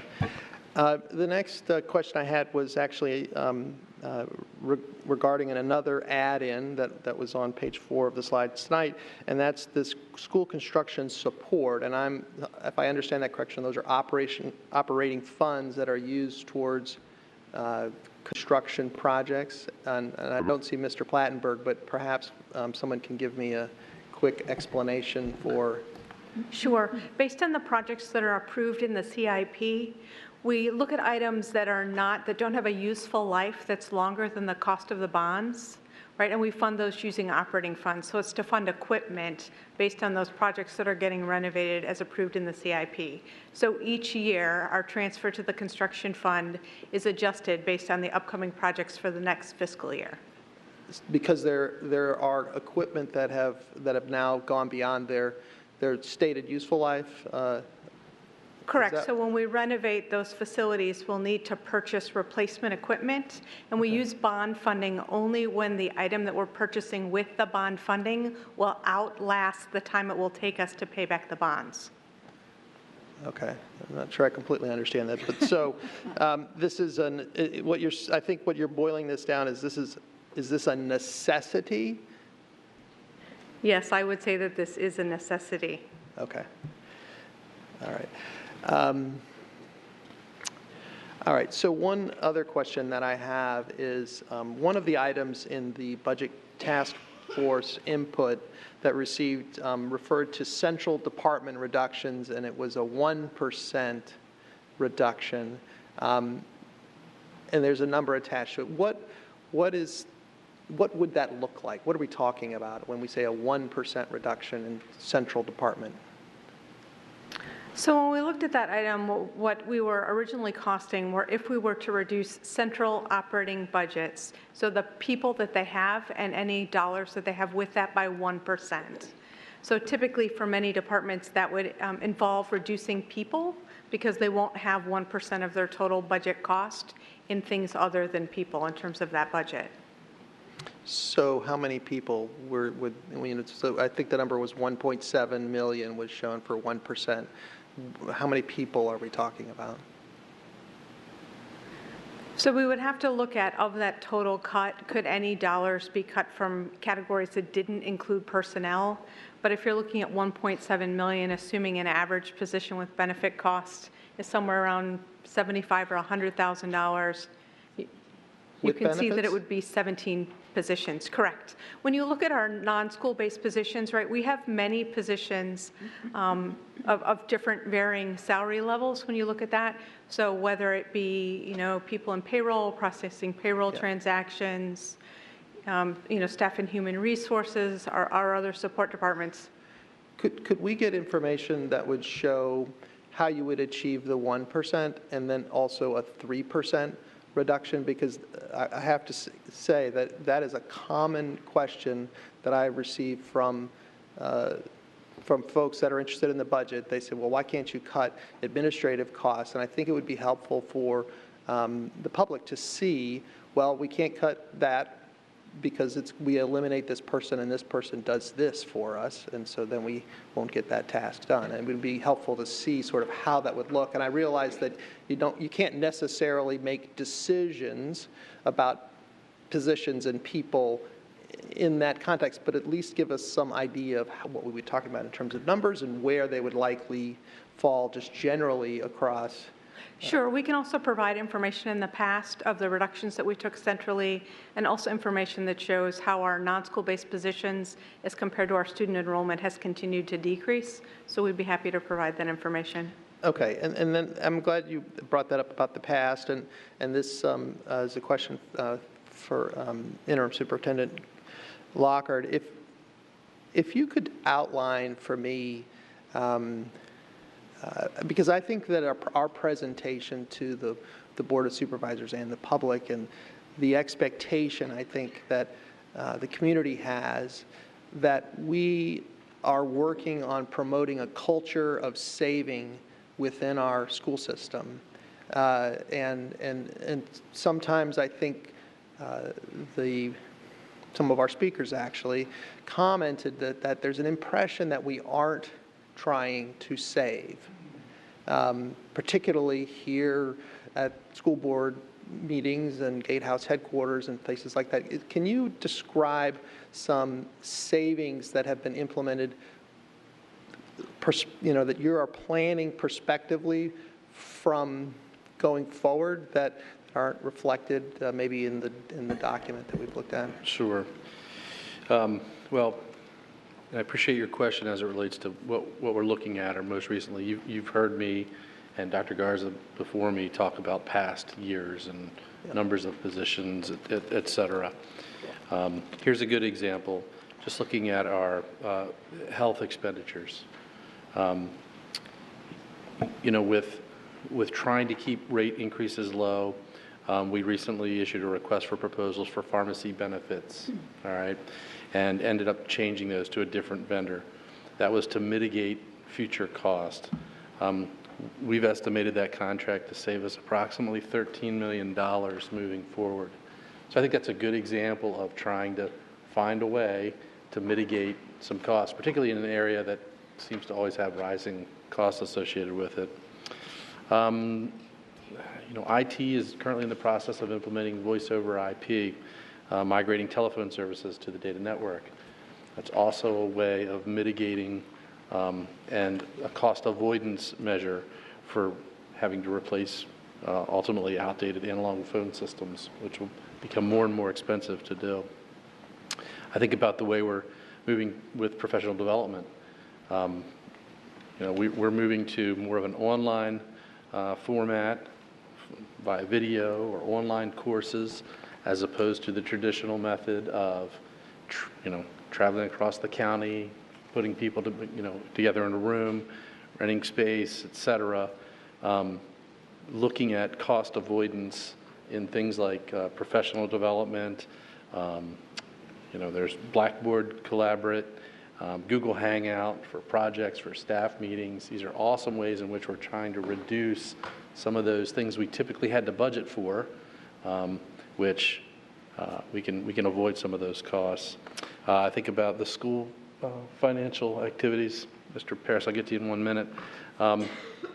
We've tried to streamline school financial activities in a couple different ways. E-commerce now allows for online payments for folks, eliminating paperwork, processing, traveling to the bank to make deposits, et cetera. I'm just trying to go through a few things that I know we've been working on recently, which are all ways in which we can mitigate some of the costs. Mr. Paris? Thank you, Dr. Lockhart. I think those are two great questions, and I'll try to answer them from my sphere that I have the most experience with, which would be the regional offices. So in my experience, I was assistant superintendent for a cluster in which we had 8. And so in a budget cycle a couple of years back, we cut those to 5. So those span of control now for those 5 regions is about 50 schools to 1, which is far greater than anything else in a surrounding district. Right now, those 5 regions have an assistant superintendent position, 7 executive principals, and they each have an EAA. So, there is a contingency fund budget, which is small. It's like $3,500 or $4,000 a school that's in your total budget. So if you were asked me to cut 3% from my budget, I would have to go into people. So then I would say, you've got 2 of the regions that have 2 EPs and 3 of them that have 1. So where would you cut there? So when they're great questions to have, but if I had to come into my department, viewed as a region, that you would have to cut into people, and I think that would even further reduce us into our span of control ratio, which is already the lowest amongst the metro districts. Yeah, I think that that example you gave was a great example. I think that people maybe read about when Dr. Garza came in and we changed from the cluster system to the region system and showing the tangible savings from that. I think the expectation is that we are continually going through that exercise to look, to see how we can be more efficient. Are there departments that that we can consolidate functions? Because we've got, we thought it was going to take 3 people to do something, but really 2 of them do it, and maybe the 3rd one isn't. So, I mean, we have to go through that exercise, as painful as it is, because we have to protect our teachers. We have to protect our class sizes. We have to protect our schools. And so I think it is very valuable, any information that you can provide to show and quantify the efforts to make savings is very valuable information in the community. And I think we should, please try to exhibit the successes that you've had to achieve those savings. And I think also, I guess one question I would have is, what's the feedback loop with the schools to find out from the people that are working every day to get ideas for, hey, we're doing this and we're spending money on it, but we don't need to because, they're the ones that are on the ground every day, and sometimes I think that it's possible we spend money on things that in fact are causing those professionals on the front lines irritation, not feelings of support and help. And I don't say that, to trivialize the efforts that are coming from the top down into the schools, but from teachers, oftentimes what we hear is, what a good teacher needs is to be left alone. Let me do what I'm supposed to do. And so I hope there's an effective feedback loop with the regions down to the schools to ensure that we are finding out and finding ways continuously to find those ways to find savings. Because I think those are the arguments that are persuasive to the community and to the Board of Supervisors that we are good stewards of of the funds that we receive, and which is, of course, a critical function that we serve. Thank you. Thank you, Mr. Wilson. Mr. McElveen, do you have a go back, or is that your light on from before? And Mr. Wilson, if you can turn yours off so I can see who my go back list is. Thank you. Appreciate that very much. All right. We will start with our go backs. We'll start with Ms. Huff. Thank you. I guess I'll begin actually with Mr. McElveen's comment. You know, I was actually commenting on a constituent who brought forth some concerns about students leaving base schools to other schools based on how we do our programming, but to then suggest work of staff to create all IB schools with an AP center when the statistic I shared was that 3% of people are going for the IB diploma who have it available to them. I'm not sure it'd be responsible to provide more supply when the current supply is not even being used and the demand might not be there, regardless of what we think of the program. So I hope that my comment is understood as a follow-up on something a thoughtful constituent brought forward, and we can have a thoughtful conversation about keeping a program that's valuable, but maybe doing it in a more fiscally responsible way. And to Ms. McLaughlin's comment, you know, I really appreciate the struggle of keeping this at the macro level, and I completely agree, and I think it's something that we do need to do. But I think we need to be careful with talking about how we bring it to the Board of Supervisors. The Board of Supervisors gave us almost every penny we asked for last year, and I think one of my points of frustration is that when that happened, we stopped the conversation about savings. We stopped the conversation of the things that the community brought forward and that we brought forward as some more long-term thoughtful ideas. This is not a surprise that we have a shortfall this year. We talked last year that no matter what, the biennial looking budget was not going to look good.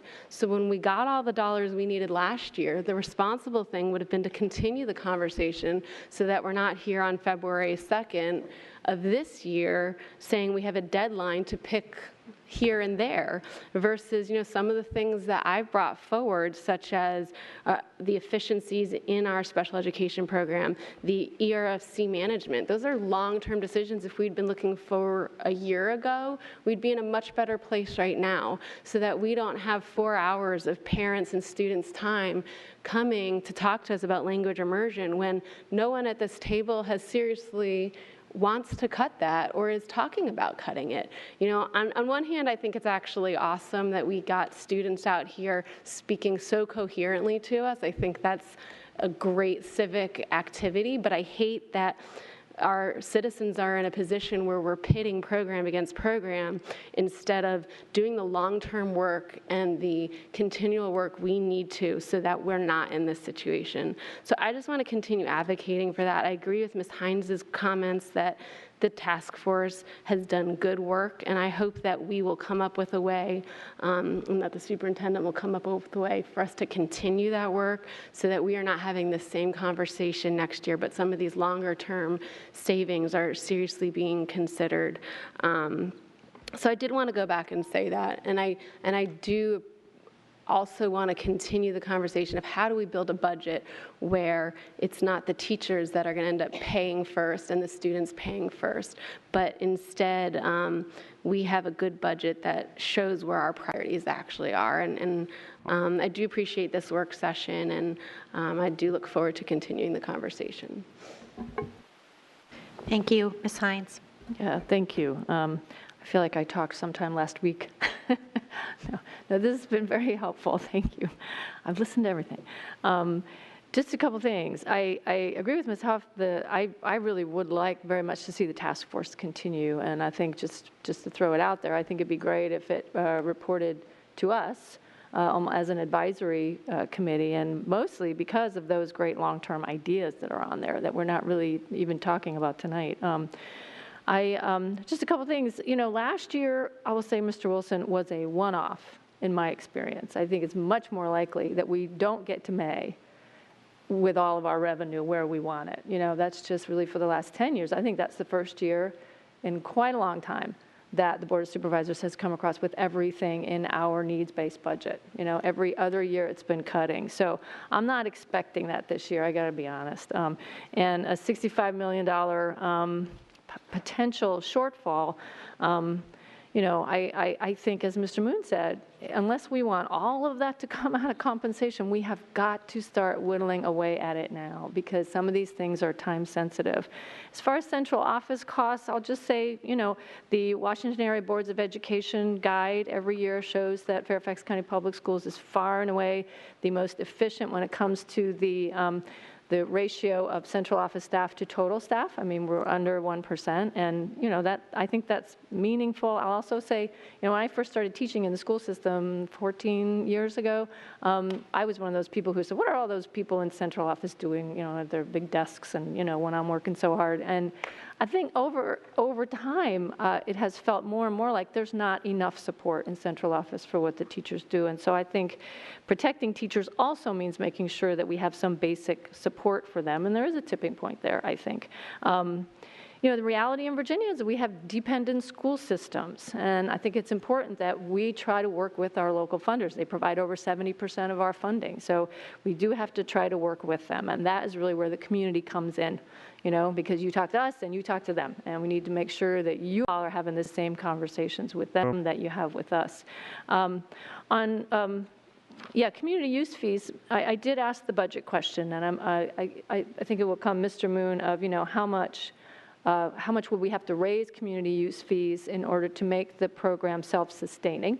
And what would that save us in FY18? Because, you know, if that's reasonable, I might propose that as an amendment. I will say the list of ideas that I started out with only probably comes to about $11 million. I mean, it sounds like a long list, but it's not a lot. As Mr. Moon says, it still may leave us $55 million that we have to make up at the end. But I feel like we have to try to do some of this now. I did not say, and I will say right now, that I am not at all supportive of program cuts to fourth grade strings or language immersion. I'm not ready to go there at all this year. I mean, I think that's who we are. And when you take those things away, we're no longer Fairfax County Public Schools. It's just so important that we need to protect those things. And I think from what I've seen, this board is not going to go after those things this year, and I'm very glad about that. I am also, not supportive of compensation cuts. I think at the very least we have to make sure we're giving a raise this year. The question is how much of a raise, and will we be able to continue to make the investment in improving our salary scales? Now, I had a question for Mr. McIlvaine on the AP/IB fees. Your suggestion, I just wanted to clarify, you said I think it was 6 IB tests and 4 AP tests. Is that per year or per high school career? That's per student. Per student for their whole career? Yeah, I mean, I would want clarification from staff that is the number of tests for each program that would give those AP Scholar, AP or IB diploma designations. I see. Okay. Yeah, I mean, I think I could live with that as well, because we have kids taking 5 AP tests in 1 year, sometimes more, and that's a choice they make. But I'm not sure that we need to support it. So, and finally, Ms. Corbett-Sanders, if you could clarify for me a little bit about what you're thinking of doing with ERFC. I think what I hear you saying is that we would make the adjustments we're talking about, but only make them affect new prospective employees, right? So that would be much less savings in the short term. I mean, I think we're only like less than $1 million for the first year, but over the next 10 years would get us to the same savings point as the other ideas. Okay, all right. And I think I'm leaning towards supporting that as well, just for the reasons that you said. I think we make a deal with people and we should stick with it, even if they haven't vested yet. And also because I am increasingly persuaded that there's more research we can do into ERFC and how it's managed. I take Ms. Huff's points to heart, because I do think that there's a part of it we don't really yet have answers on. And if we can find savings in ways that don't affect retirees and employees, that's better. So. Thank you. It looks like just about everybody wants to go back. So Let's go to Ms. Schultz next. Sorry, I was typing something to Ms. Michael. Okay, so I would like to follow up, it's a rather fine point that Ms. Huff made, but the notion that the board wants something doesn't necessarily translate to the fact that the public wants it. And it can be an aspirational goal, but the assertion that we should look at making every single one of our schools an IB school, which is a catastrophically more expensive curriculum than either the curriculum that we build in-house or the curriculum that we pay the College Board for in the form of an AP curriculum, would be a budgetary devastation that I couldn't even begin to contemplate. And the notion of IB and the fact that 3% of the students who begin the path of IB that take the classes wind up getting an IB degree means that 97% of the people who even begin it don't finish it. And so those are the very types of conversations that this board has had in the past, but frankly, I find intellectually dishonest. It is a very expensive program that has its place in certain areas of the county, and it has certain access. Just like if we made every elementary school Japanese immersion, yes, we would be providing immersion to all students, but it's not necessarily what you want. We could decide as a board that we think every student should graduate with a bilingual capacity in Japanese. Just because we say that that's what we want doesn't mean that that's what the public wants. And so meeting the public where they are and meeting the Board of Supervisors where they are with the taxpayer dollars that are benevolently, or maybe sometimes less than benevolently and grudgingly given to us, is the balance that has to be struck here. And the vast majority of the students who access a program and being successful in that program is in fact the measure of the success of that program. You can't want it more than the public wants it. You can't want it more than the students want it, and you can't want it more than the parents want it. And you have to understand the price tags that come with choices. And that's sort of where I am on the difficulty of coming to some of the agreements that this board is going to have to come with, is you can come with a set of values around education and access and equity and beliefs, and you can want it a lot. But at the end of the day, you still have to balance what's on the table. And you have to balance between wants, needs, nice to haves.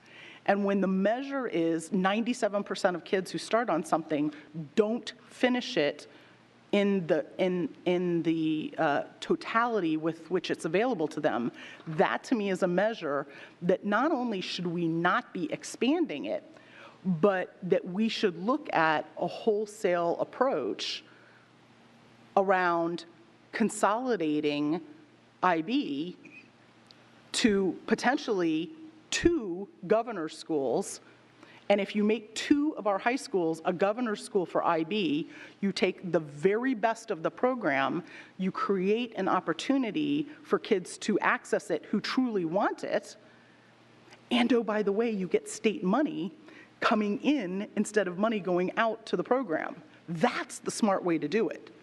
That's the way to say, you know what, if you really want German immersion, you're going to drive your kid to Orange Hunt Elementary, or if you really want Japanese immersion, you're going to drive to where it is because you are compelled and motivated. There's something about that program that brings out the passion of whether it's fourth grade strings or language immersion or whatever the passion is that we see here, and we certainly see it if we talk about, somebody throws meat on the Coliseum floor of cutting the arts, and then all of a sudden we'll have the theater kids. If we can't gin that up with the existing program, then we need to be wise enough as governors of the school system of a $3 billion budget that is larger than the GDP of nearly 100 nations on the planet and make some difficult decisions. And it doesn't mean that we don't value opportunities for our kids. It just means we need to provide the opportunities that they want and that are going to fulfill and meet their needs, whether it's college bound or likewise. So, we've struggled as a board having some of these adult conversations and balancing the teeter-totter. And I feel like there's a little bit of good reflection happening tonight that I haven't seen before. And I really appreciate that. I really appreciate people, lending a little bit of flexibility, going, you know what, there's some things that in the past that I haven't necessarily considered. And if we continue on that path of let's be a little bit more flexible about things that maybe we haven't considered in the past, let's talk about what's immutable for us so we understand each other, but the give is what has to happen. I'm not seeing it at the national level. I'm not seeing it at the state level. I'm not necessarily seeing it with our colleagues on the Board of Supervisors, but just because it's not happening anywhere else doesn't mean we can't do it. And I'm willing to do it, and I'm appreciative of those who are making those kind of inroads tonight, and I think it's a good sign that we could potentially start on a path that has needed to be begun, and it may be painful at the beginning, but I look forward to talking to you all over the next few days. Ms. McLaughlin. So I wanted to speak to a couple things board members have said, and then just add a couple of things related to the budget. First of all, I think this one is absolutely essential for everyone to be on the same page. In the past, FCPS has always said you do not get your GPA bump unless you sit for and take the AP and IB tests. So as a result, when we start talking about do we pay for them or families pay for them, the question was, well, then families would need to know up front if they suddenly have a $90 per test cost to consider if the child takes the class. Since the Attorney General has said you can't do that, so just decouple whether you take the test and whether you get the weights for the class. It's take the test, get the weights, you decide privately if you want to do the test or not. That means it doesn't matter from a course registration piece at all. If I leave tonight having left one piece of factual information for everyone to understand, it doesn't matter. The students will register between now and June based on taking the most rigorous courses they, their parents, and their guidance counselors believe they should take to challenge themselves, to compete for college admissions. It has nothing to do if they ever take that test or not. So please, next Thursday, when we talk about this as a board, I hope everyone will understand this isn't a matter of now families may not register for these classes or not. That's not the point. They're taking the classes because they want to take rigorous curriculum. And if they don't take the AP and IB, what are they taking then? Are they just going to take honors courses, standard level courses? That's an academic choice, not anything to do with the tests and the test fees. So I think that's a really important piece for everybody to understand. To Ms. Schultz's point, and this one I feel very strongly about. When we're talking about abiding by, respecting, listening to the Board of Supervisors and the county executive's budget guidance. I want everyone to be crystal clear on this one. The budget guidance we got from the county executive is he believes, and the supervisors believe, that county government employees should ideally get their merit and cost of living increases for next year at the tune of about 2.5% to 3% costs, averaging, right? So that's what we did with our budget. We took that guidance. Well, you saw the math. If you do the math, that's going to be about $80 to $90 million. 2% transfer to the schools by a generic revenues 2%, so you'll get 2%, or this is a biannual budget, you're getting 2% this year and 2% next year. That is so far off the mark of treating this school system and this services as equitable and the same as public safety and general services. If you think county employees deserve a raise, what percent do they deserve, and then calculate what that will be. So to Ms. Schultz's point, I'd gladly go with a 2% guidance, except for that doesn't allow us to provide the equitable raise that they're guiding and stating to the public they want to do for their employees. So in my mind, Dr. Lockhart and his team crafted a budget that mirrors almost exactly to what the county employees are being promised right now that they hope to deliver on. And I understand that the Board of Supervisors may look at all the requests in the end and say, we can't afford to do a 2.5 raise on the county side, and we'll have to then make a decision, but we should be able to come out of the gate offering a budget that honors our employees exactly the same way they're trying to honor theirs with his proposed budget. So to this 2% versus our 5% increase, the guidance we got was at 90% of our costs being compensation, we followed their guidance. And that's why I'm going to be so comfortable next week bringing over to the county executive and the Board of Supervisors, guess what? If we match you on compensation, it's going to cost us about 5%. You'll have to make those choices and explain to the public who's getting raises or what services are getting decimated in order to be able to do it so that it's fairness for all. So Ms. Schultz, I appreciate you letting me actually provide that clarity. Ms. Huff, you mentioned earlier, and Ms. Schultz also brought this up to various board members who said, you want to add something into the budget, how are you going to pay for it? Well, I would like everyone to think at a very macro level. Staff brought us a budget that does have some additional costs in it.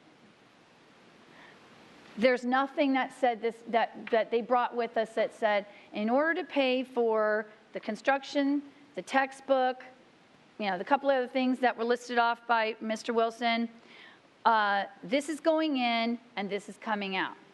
It wasn't a one-for-one. So since we don't have the same depth of operational expertise that the leadership team has, I struggle that this board puts the onus on each other to play that game of line item against line item. If we're not asking staff, we're not asking staff to do it, then instead what I am comfortable is, staff, you added in an extra $20 million into the budget because it was essential, that's operational, not compensation. We need you to go find $20 million to cost neutral it out. And then you can ask me, and any of our colleagues do the same.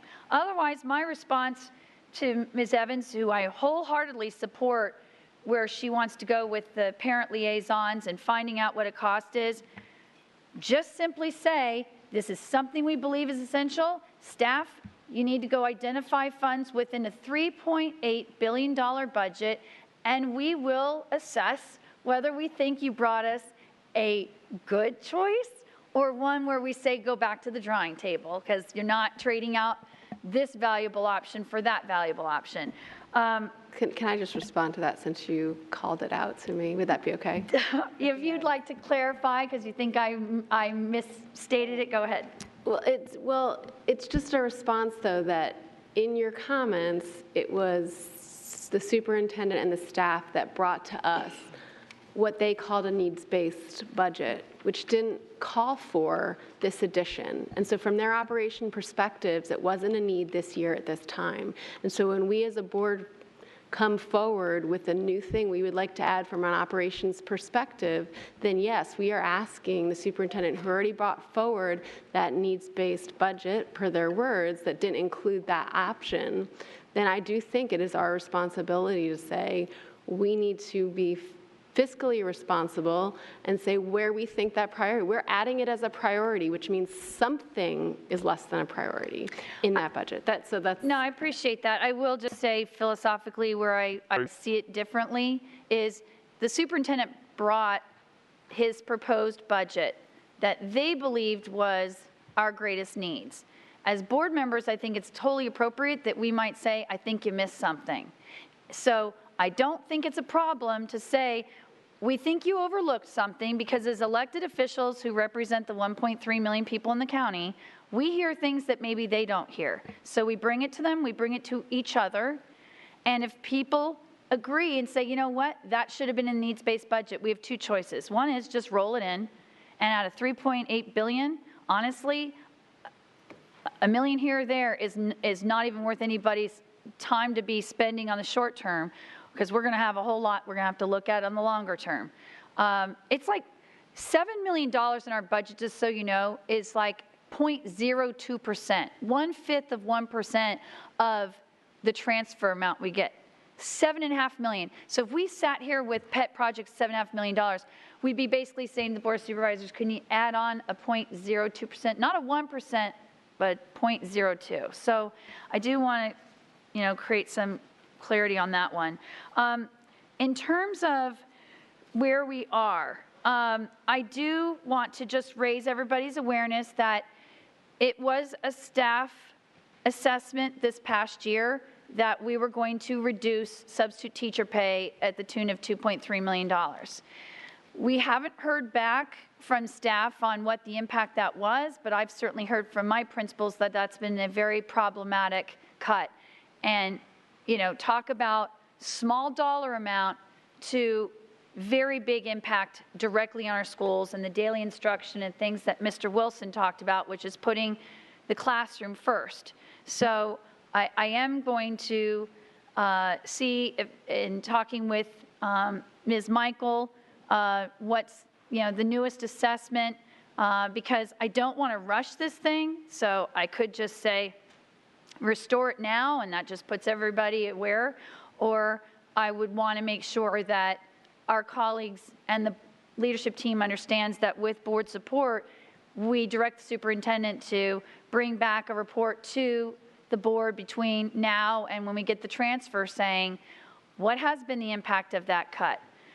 Because it is concerning to me that the hourly rate that we're giving our substitute teachers is below many other school-based employees who also, as substitutes, their hourly rate is a lot higher. And then I do have a question for Ms. Michael or Ms. Quinn. Where in the budget would the public and/or the board find the line item for the annual revenue we get from the Virginia lottery system? So you can find that in two sections. In the financial section, when we're detailing revenue, in the state section, you'll see an overview of lottery funding that's there. There's also a chart that will show how state funding has shifted over time. So citizens will be able to see that some of the things that were previously funded with the general fund are now funded by lottery. Then just in terms of the line item detail for the lottery fund, it's also included in the appendix section under school operating revenue detail. So I have the program budget, but that's not what you're describing. What document is that in? Correct. You want to look in the approved budget book. That looks at revenue by the source or the type. Okay. So if you look in the proposed budget for FY18, in terms of that revenue detail, it's on page 203 in the back. Okay.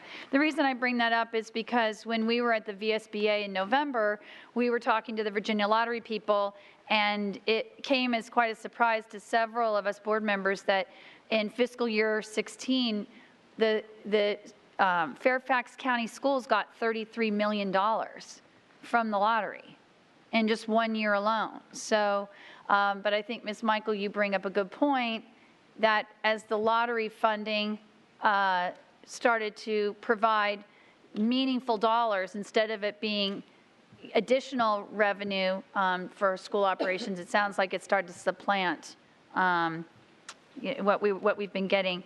And then finally, I wanted to remind my colleagues, since I'm the liaison to the Minority Student Achievement Oversight Committee, they asked last year in their report and the year before that, and so I am going to be drafting a follow-on motion to our budget next week because there's simply not enough time to have a reasonable amendment request. But they have been recommending that we do have an Office of Minority Student Achievement, and I suggested adding equity there too because I think that's a piece of it.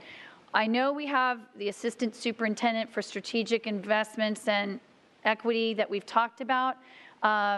Their concern is that it's being able to start having actual employees and staff that knit together all the individual projects and things like Project Momentum, Closing the Achievement Gap 2.0, but actually having an office where people know who they can go to, that they can have what we used to have in Fairfax County Schools, which was an Office of Minority Student Achievement. So I just wanted you to know that I want to bring the language that was recommended by MSAOC into a follow-on motion that would essentially be asking the superintendent and staff to provide us a cost estimate and pros and cons analysis of what MSAOC had proposed, because we then might, by the time we get to our final budget, have the opportunity to decide, is this something we want to plan for the next fiscal year?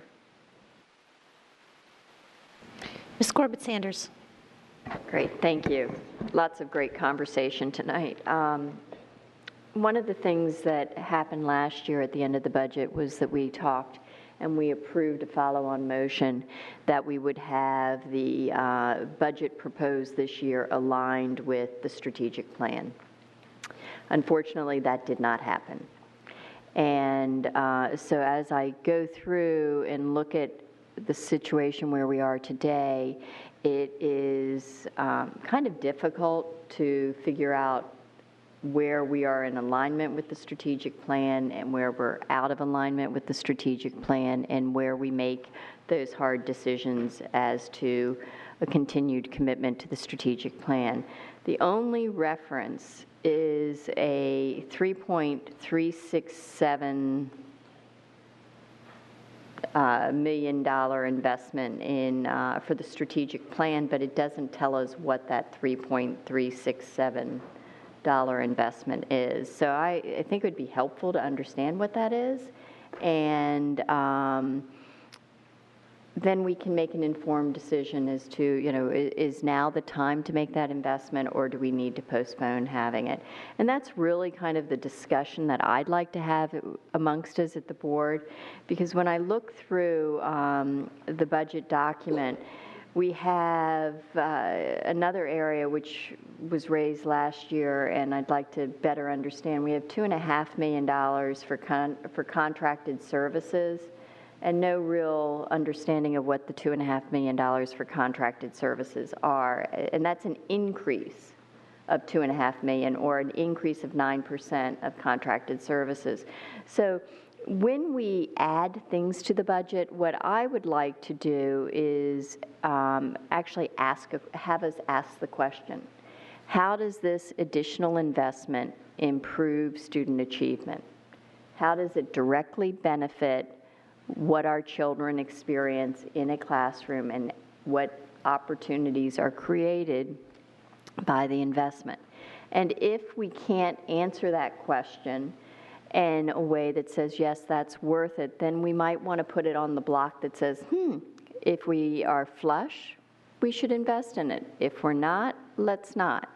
And so along those lines, I would also ask questions about, I see that we've increased food and nutrition services by 11 people, and to the tune of $6.5 million. And so these are great investments, but the question is timing. We should go back and answer the question, is this something that we have the ability to invest in now? And if the answer is we have the ability to invest because we're going to take it out of teachers' salaries or teachers' compensation, that's probably the wrong answer, because our most valuable asset, the one that matters the most to student outcomes, is the investment in our teachers. And so those were the only, I would just encourage that as we go through the process and we look at budget cuts or budget enhancements, how does that position Fairfax County Public Schools to be more successful with our students, to be more successful in attracting and retaining our teachers and our support staff that are, our true partners in the success of our students, such as our parent liaisons. Thank you. Ms. Evans. Yes, thank you. And I would just say as an overview for where I think we need to be, I certainly support a needs-based budget for us to take to the Board of Supervisors. I do believe that we have an obligation as school board members to tell the Board of Supervisors what we actually need to support our children, our schools, our teachers, our families. So I do support taking a needs-based budget. I did want to ask some questions about a few items that we may need to bring next week, whether we much like it or not, but a couple of things that we had discussed. One was the pupil placement fees. I believe, and I'll ask Dr. Lockhart or Ms. Quinn or Ms. Michael, if we're going to actually do that, don't we have to do that now? I mean, a lot of the things on this list, I know we're going to have a continuing conversation on it, but there are a couple of things that if we're actually going to do it, I believe we got to May last year and said, well, it's too late now. So it isn't the pupil placement fee. If we're going to do that, don't we need to do that next week? So the reason we put an early date in terms of the pupil placement fee is because families are already starting to submit those applications for next year, right? So the sooner we can put that fee in place, if the board wishes to do that, the more efficient our process will be in terms of collecting those fees, because families will know upfront when they apply that they have to pay. The longer we wait for people that have already sent in that application, right, we would go back and then charge that fee retroactively from when they applied. And it also may influence parents' I'm sorry, decisions. you said you would be able to go back and apply it retroactively? I think we would need to, since there's a window that's open right now in terms of pupil placement applications. We wouldn't want to not charge the people that sent it in ahead of this board vote versus the people who wait till right afterwards. We would want to treat everyone equally for next school year in terms of applying that fee if it's adopted. All right, well, so that's one fee, and none of us wants to raise fees, I know that, but that's one that I could support. So I think probably I would love to hear what my colleagues think about that, because if we're going to do that, that's a $1.5 million item. One of the concerns I've had about some of our previous fees, we used to have not only AP and IB testing fees, we also had sports fees, and they all seem to fall just on our high school parents. And as my colleagues know, I have concerns about the fees on, for testing and sports. I don't think sports is a part of our conversation this year, but If I can add one other thing on the pupil placement fees, we're doing some further research with legal to determine if there's any limit or any amounts that we would need to take into consideration when setting that fee. So I know based on the recommendations from the Budget Task Force last year, the $300 fee level had come up, but we just want to ensure with legal that what level of a fee we could charge, and it may not be at the $300 level. So we'll be able to bring that back to you at the next work session as well. well, but if we're going to consider it next week,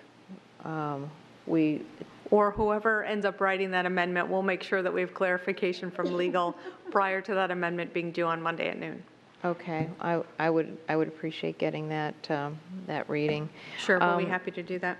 Also, since we're talking about things we can support, I can support an increase in the community use fees. I would also welcome an idea of how much we would need to charge to break even. Right now, we know we have a loss. We spend more than we take in for our community use. And just to clarify, I believe, do we not pay for our use of certain public facilities such as the rec centers?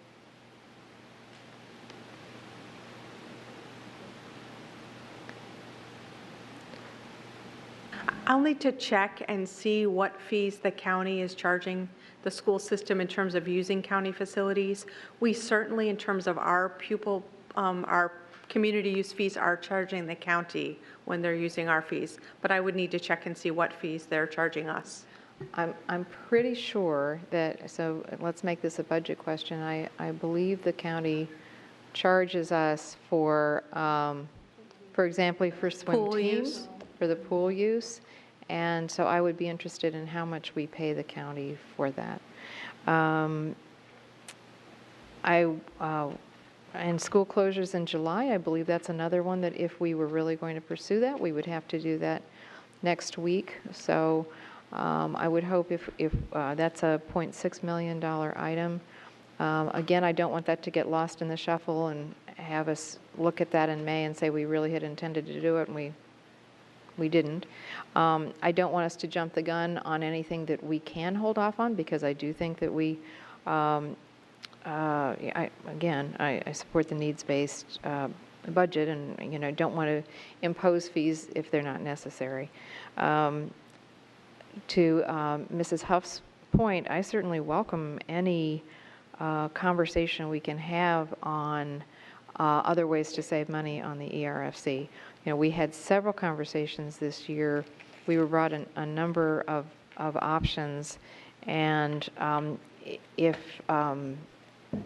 the idea of I think it's the passive investment versus the active investment, actively managed, I would welcome seeing that probably sooner rather than later, if that's going to be a significant savings. And I believe you mentioned another area as well, which special education efficiencies, right? And I'll just mention that one of the things we're going to be talking about on February 13th is ways that we can work with the county. It's one of a number of things that we want to do on just more efficiencies in areas where we and the county do similar things. And so I hope that yields some efficiencies, a win-win for the county and for us. I'm getting a little off topic on your number two. I'm just saying that I would welcome seeing things like efficiencies, whether it's in that area or whether it's with combining with the county. Mr. McElveen. Thanks. So first, I just want to say I misspoke earlier about the Trigo exercise. We actually didn't do that for strings yet. My understanding that's on the February cut list, which is more extensive than the January cut list, so we have that to look forward to. I didn't want to get into a debate over AP and IB tonight, but it was brought up, so I felt it needed to be addressed. The 3% figure that has been addressed tonight, I do want staff to respond to that. That does not sound correct to me. I know that Marshall, for example, either this year or next year, has upwards of 130 IB diploma candidates, not just IB course takers, IB diploma candidates, and that's more than a quarter of their graduating population. So I would appreciate a response on that percentage. Thank you. Yes. Ms. Schultz. Just two clarifying things. Ms. McLaughlin, I appreciate the fact that you've identified the fact that, we're not operational experts, but we've been elected, and we weren't elected to just do whatever staff asked us to do. We've been elected to manage $3 billion. And I happen to be, and I'll direct you as a for example, question number 9 in the budget questions identifies schools,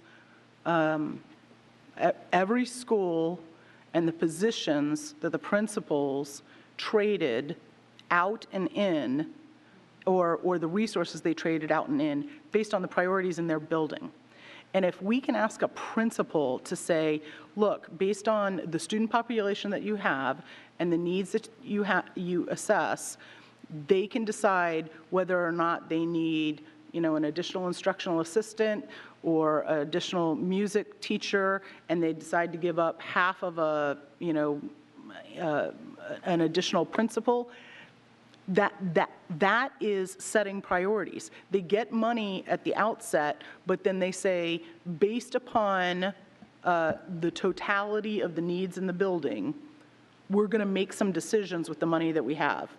That is no different at your macro level than what we need to do with $3 billion, which is we need to make some decisions. And if a principal is told, for example, they've got, I don't know, $733,030 in trades out for what they say, I don't really need those things this year for what's in my building, they can't ask for more than $733,030 of trades in resources and or bodies. And if functionally a principal can do it for a building, we 12 should certainly be able to do it for all the buildings. It's one thing to direct the superintendent, but the needs-based, quote unquote, the budget that is provided to us is based on something that we set as a priority of this board. We're the ones who are deciding what the need is. Now, they're saying, hey, look, if you really want to do this thing, if you really want to, for example, let's go back a couple of years and expand FLES. If you want to expand FLES, it's up to you. This is how much it's going to cost, and you have to decide whether or not you want to do it. Now, this board made the decision to expand FLES. It costs more money to expand FLES than it would have to create an immersion school, but the board decided to do it. That's all I'm asking, is that we make some decisions based on, and I appreciate the argument that you've made, and you've made it masterfully about, listen, the Board of Supervisors can offer a salary increase to their county employees. Why can't they do the same for us? They have, by virtue of the fact that they're going to give us 53% of the budget, and we get to decide what to do with it afterwards. And you and I can disagree with that, and we have offline the manner in which we spend 53 or 54% of the county's budget. But we'll get to that next week. Well, Ms. Schultz, Ms. Schultz, hold on. Just like Ms. Huff was able to clarify. You can clarify at the end, because I have one more thing. Yes, let her. The other thing. The opportunity, Ms. McLaughlin. The other thing that I want to clarify, and I have done it in the past, and maybe this will be my once annual or twice annual, is Virginia Code, the law, requires us as a board not to run a budget that meets what we want or what we desire or what we think is good or how much money we think we can get from the Board of Supervisors or how much willing the taxpayers are to turn over money to us. It says we're required by law, and we take an oath when we're sworn into office to run this system with utmost efficiency. Not efficiency, not to the best of your ability, but utmost efficiency. Now, that can differ, and it definitely does, amongst the 12 of us, but the goal is to come together as a board and have an honest discussion about what utmost efficiency is. And that is the difference between the desire to do something that maybe we've always done, and maybe we shouldn't keep doing it at all, or that way, or in that place, or in that manner. And that's a little bit of the more robust conversation that I predict somewhere between now, tonight, and May will have to happen. Go ahead, Ms. McLaughlin, and So- then Mr. Wilson, who's next. Just in response to, just as Ms. Huff wanted to clarify, make sure she wasn't misunderstood, I wanted to also clarify and be able to do the same. Ms. Schultz, I have never in my 6 years been accused of being a rubber stamper who doesn't think independently, who doesn't look and examine how we might be more efficient, more effective, maybe reprioritize our budget choices. But as the 12 of us are well aware, there are nitty-gritty aspects of this budget that delve down into optional contracts, contracts that aren't necessarily the needs that you're talking about versus we want to or it'd be nice to do. And those are the things that I'm pointing out, that there's no way with 28,000 employees, several thousand who are in central administration, several thousand doing things every day, that since we are not their bosses, we don't sit there and get involved in day-to-day operations. We don't even necessarily know all the work that's getting done and what's mission critical. Asking staff to say, we've made this is a priority, and we're asking you, since you know this system best, find something that you think is going to have the least amount of harm. Part of our role as stewards is they'll bring the suggestion to us, and if we think it's really missed the mark and it's actually more harmful, then we have two problems. One is we'll disagree with the suggestion, and two, we might start to worry about the decision-making coming. So again, I've had 2 times now in these budget conversations where fellow colleagues are reminding me of what my responsibility is to pass a budget. I know it. I embrace it. I bring amendments all the time. But I don't like the doublespeak of stay high level, don't get in the weeds.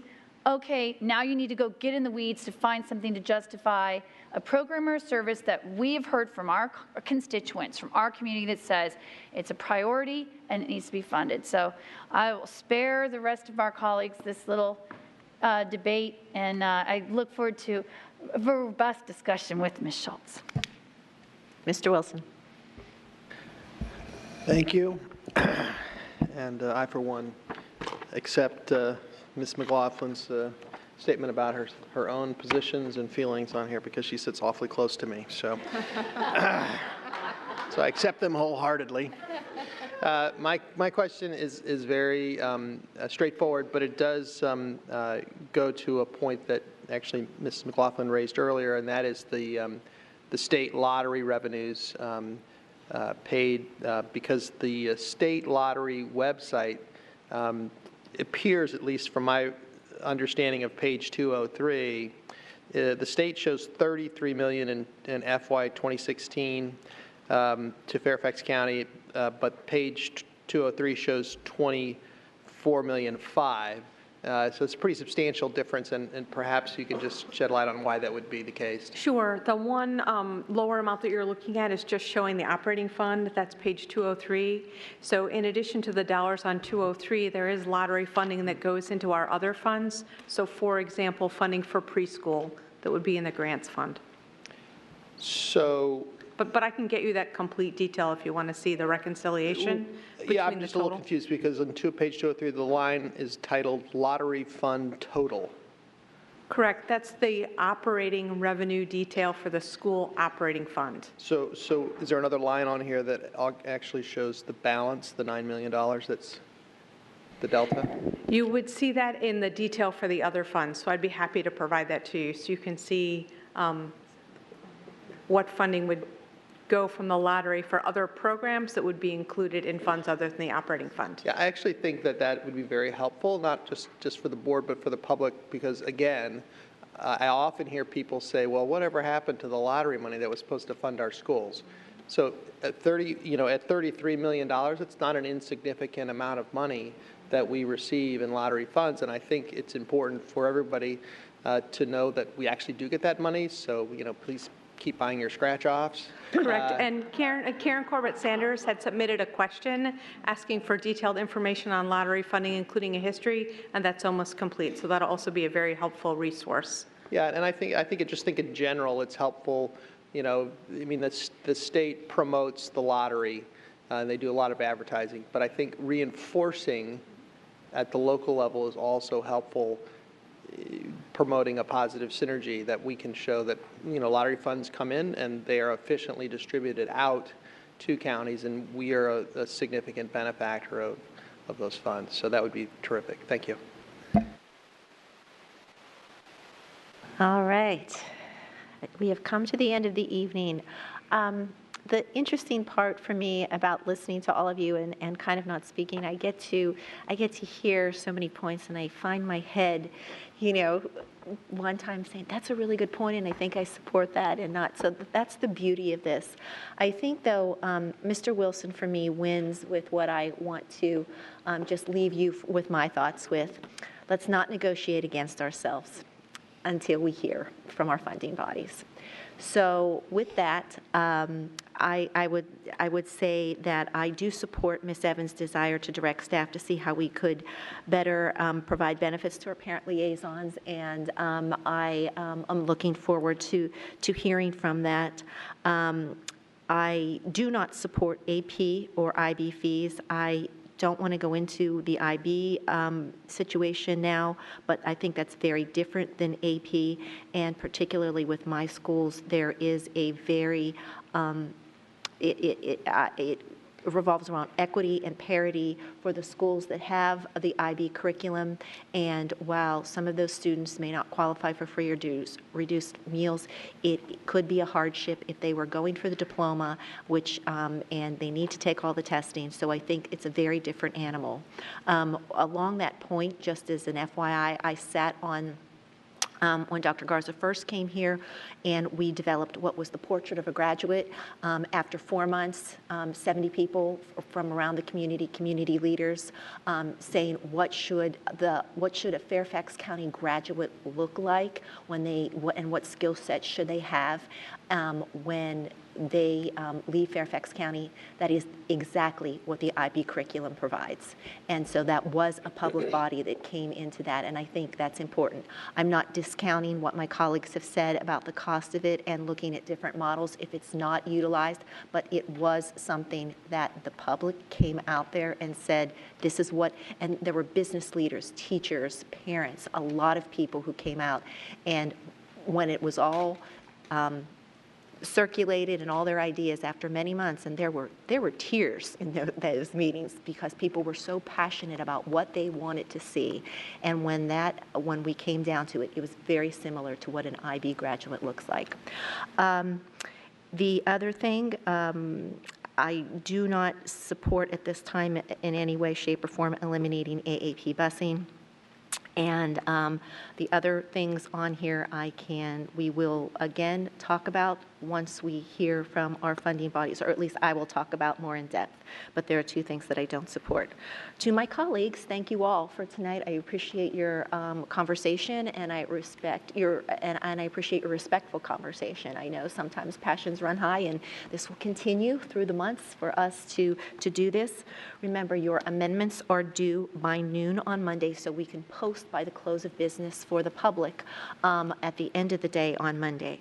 If you asked a question tonight, because we are not doing this in a typical work session where we have next steps. If you asked a question tonight, please put that in writing to our budget staff, and please copy the rest of the board, because you said that, and so we all know what's out there, so people aren't asking the same questions. I don't think there were many questions that were the same, but there were some variations. So get your questions in. Those don't have a deadline on them, but the sooner you get them in, the sooner the better. The amendments, again, are due by Monday. Thank you all, and this work session is complete.